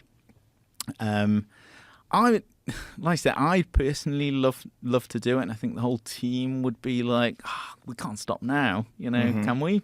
Because it's still happening at Ingogo. That's okay. The story for the series is finished, but the Ingogo story continues, and we've learnt so much and all that.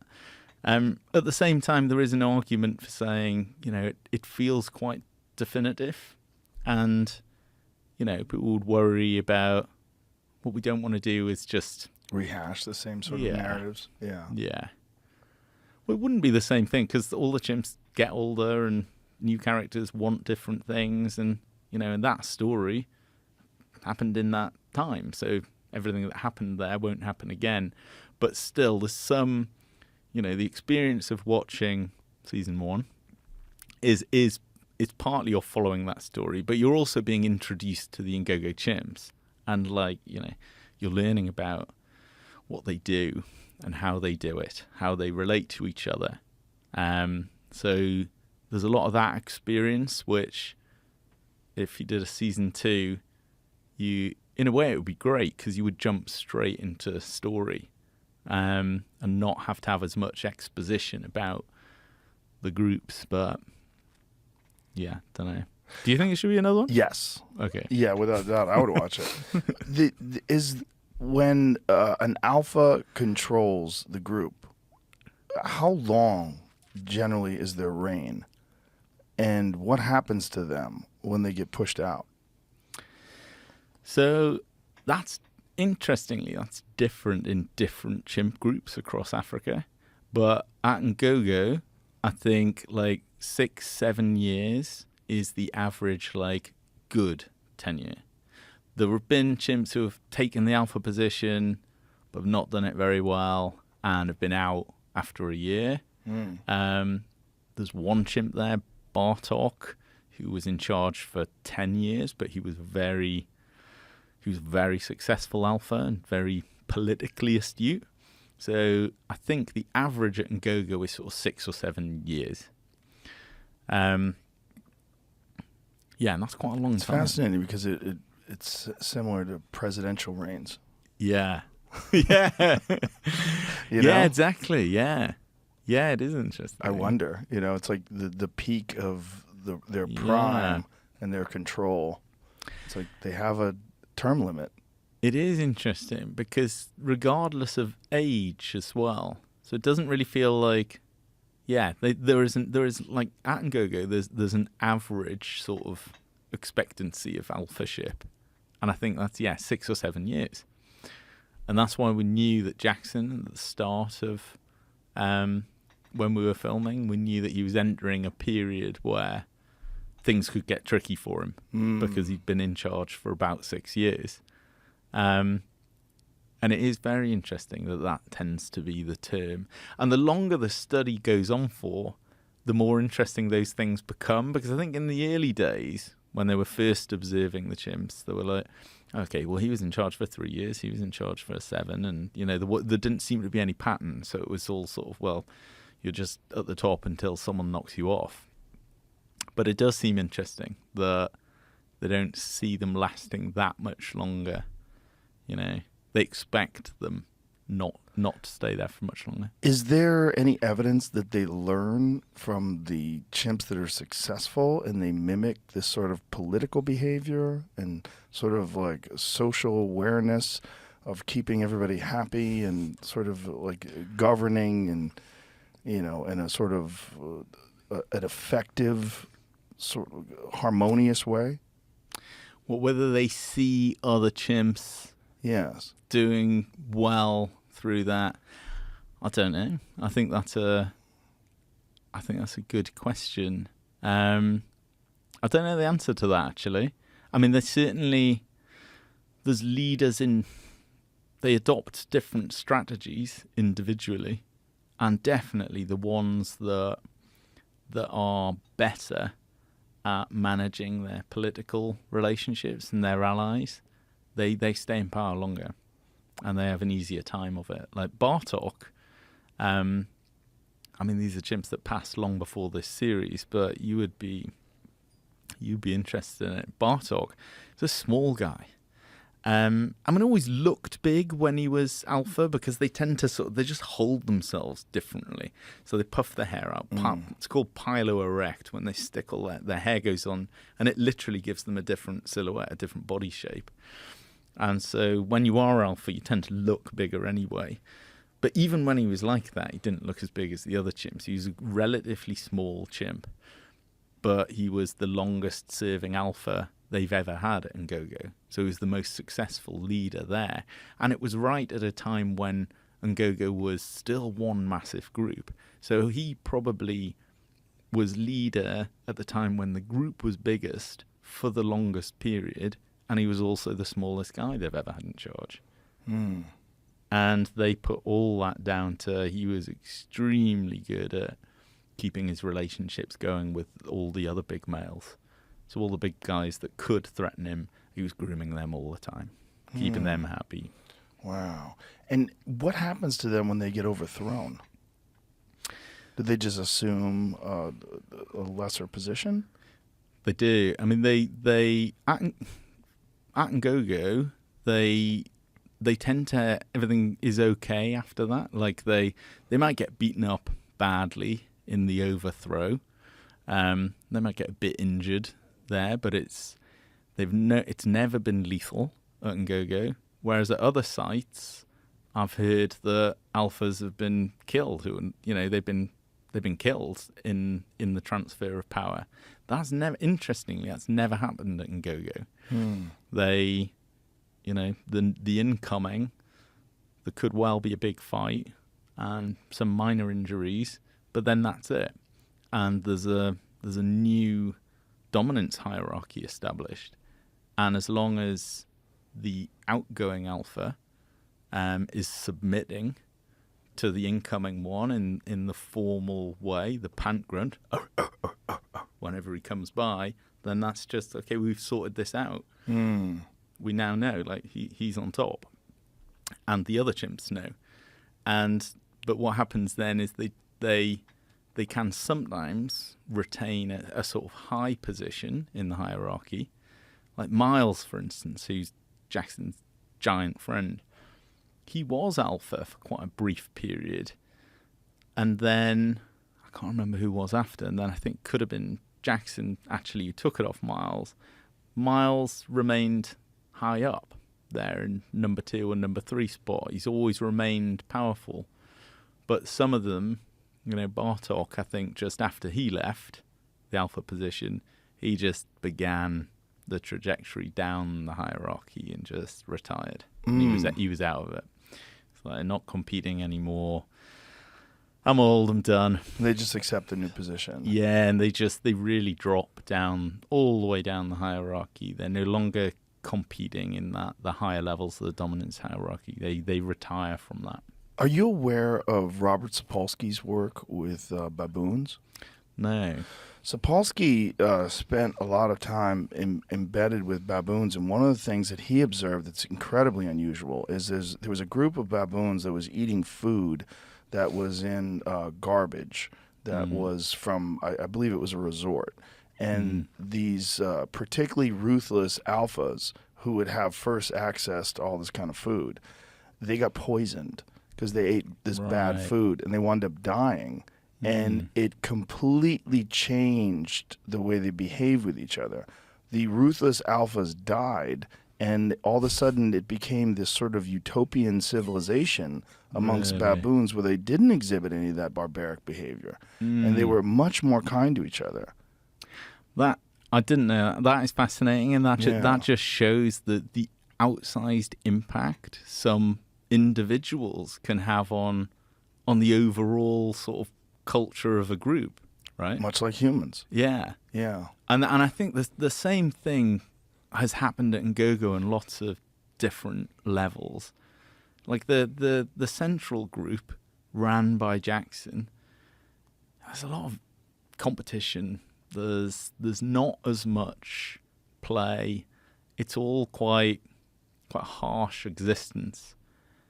And then the Western group, who are much smaller in number, they spend much more time playing and socializing, and the females in that group have a nicer time. They get beaten up a lot less often. I know that doesn't sound like a very nice thing as a positive, that and the females don't get beaten up as much, like that's a good thing. Unfortunately, in chimpanzee society, that just does happen, and it's not just, chimps beat each other up. It's a bit of life, and the females get a part of that as well. But interestingly, females seem to love being in the West, and there's quite a lot of incoming feelings into the Western group, incoming females into the Western group.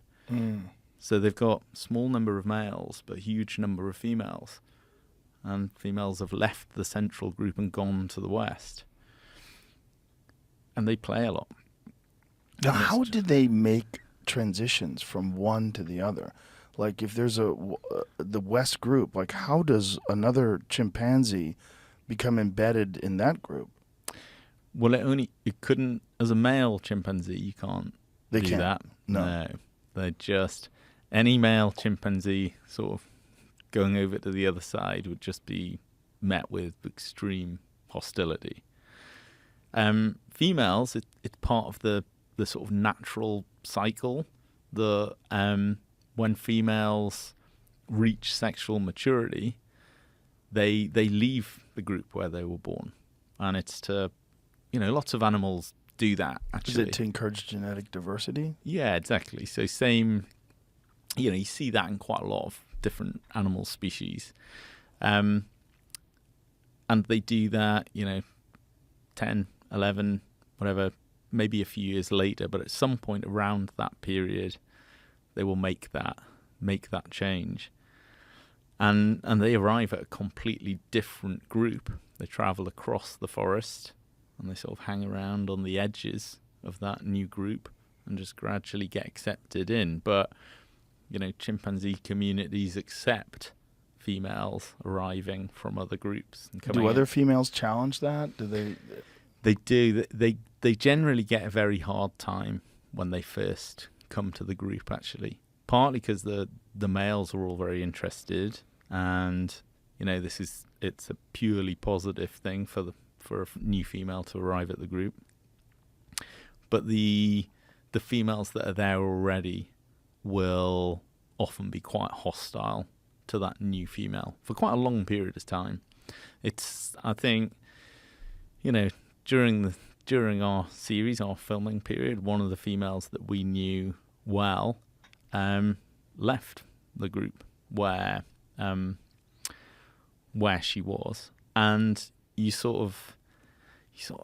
worry about them because it's inevitable that they're going from a place where they know everybody and they're treated relatively well, and it's their sort of family and social group, and then they're traveling across to a group where everybody is sort of hostile, but the local females in particular, and that might last a while as well.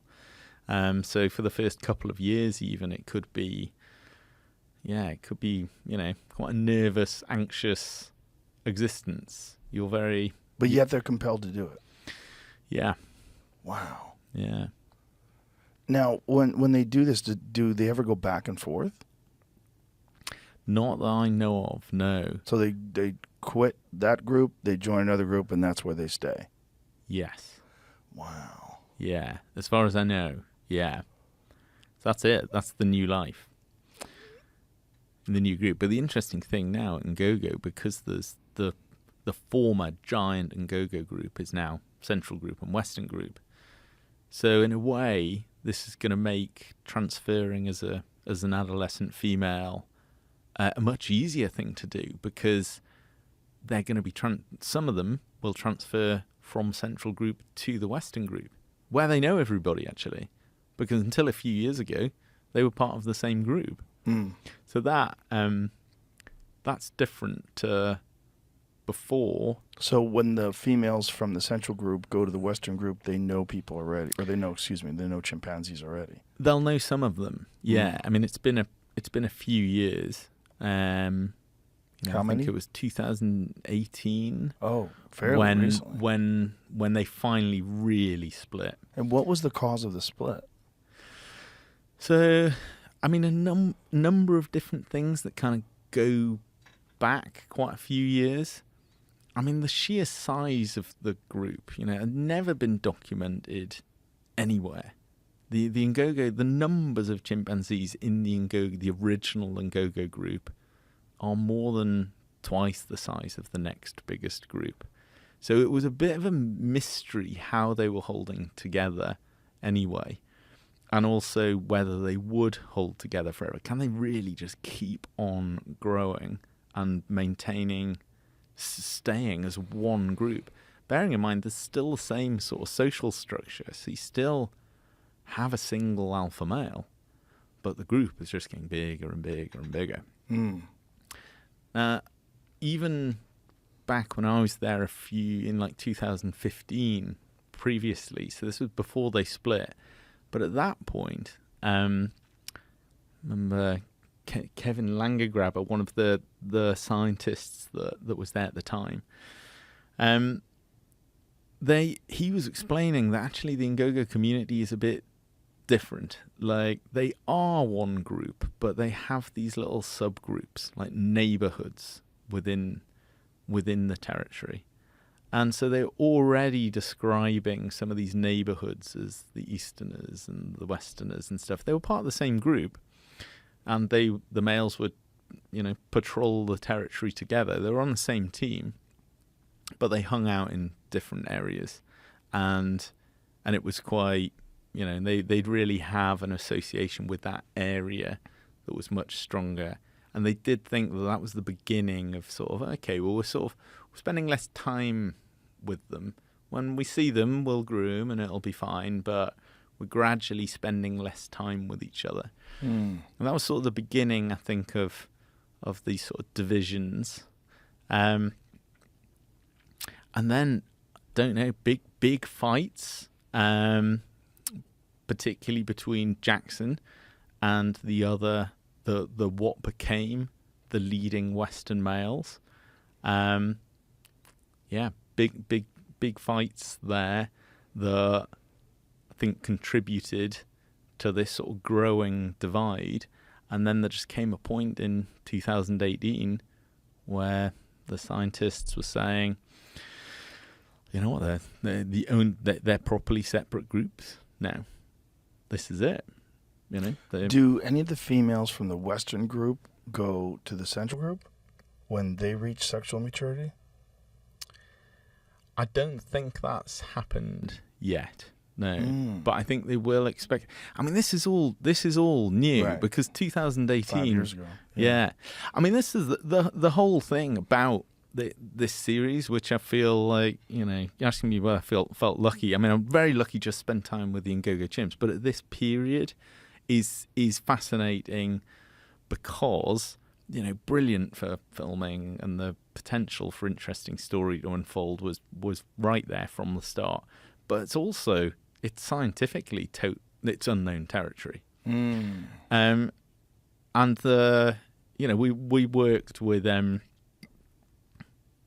I keep name checking people, but it's sort of reminding me the different roles that they sort of played. John Matani, who's one of the main scientists there, he was really the one who sort of highlighted when this happened, sort of how unique this was going to be. And I remember thinking, oh, this is amazing. God, what this new thing has happened at Ngogo. But he was saying, well, look, of course it is it's a fascinating thing to happen, but now we have two groups that are both completely habituated to human presence and they're rivals. And so as scientists, we can be there and study what happens between these two groups. And as filmmakers too, you have access to this sort of being on the two different sides of this chimpanzee rivalry, and with equal access. Now, that had never happened before because usually chimpanzee groups, the habituated group, the ones that scientists have got used to human presence, you can study them and film them very closely. But the wild chimps, the truly wild, not used to people ones, you can't get close to them as a scientist or as a filmmaker. You know they're out there, you can hear them, but you can't get close to them.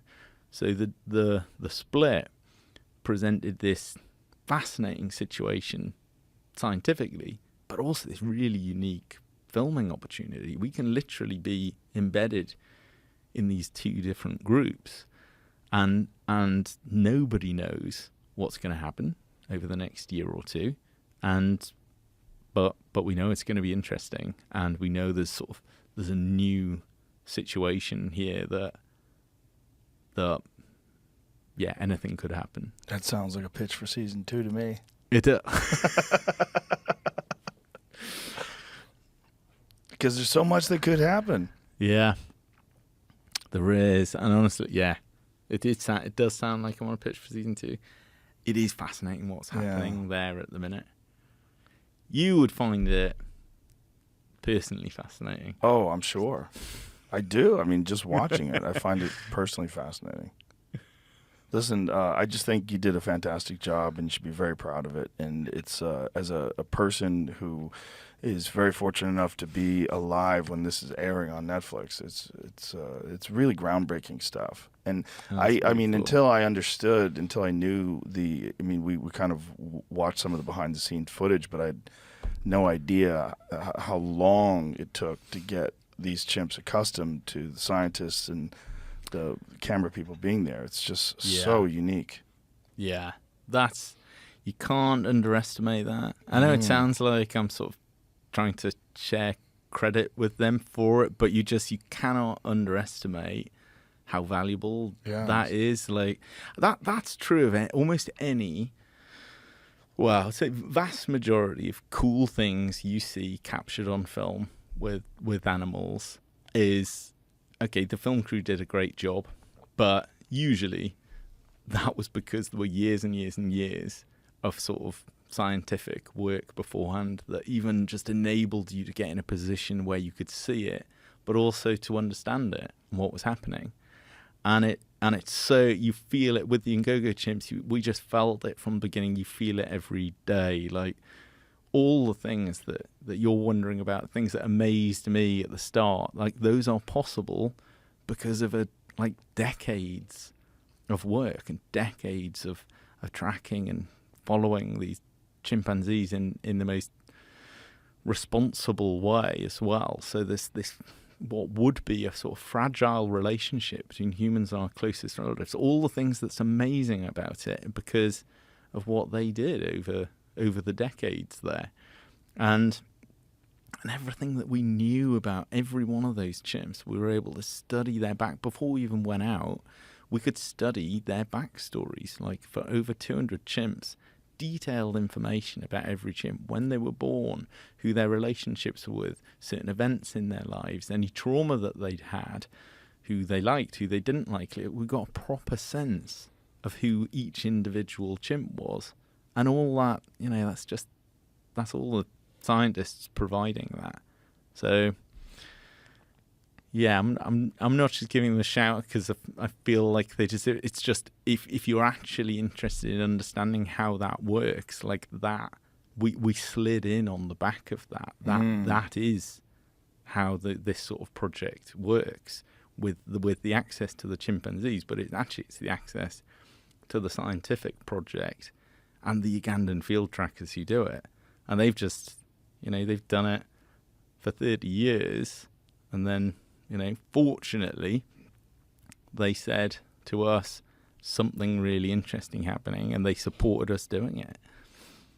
Well, I mean, so fortunate and so unique. And I remember the first time seeing the very first episode, just blown away. Like, how did they do this? How did they get so close?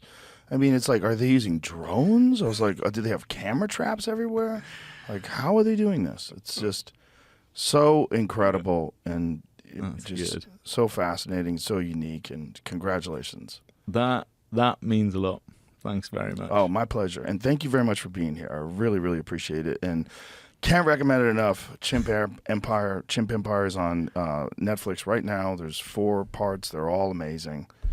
You guys nailed it. It's incredible, and I really, really hope you continue to do it. I really hope you have season 2. I really appreciate it, and thanks for having me. My pleasure. My pleasure. Do you have social media you want to tell people about? I don't really. No, I'm not big on social media. Good for you. Good for you.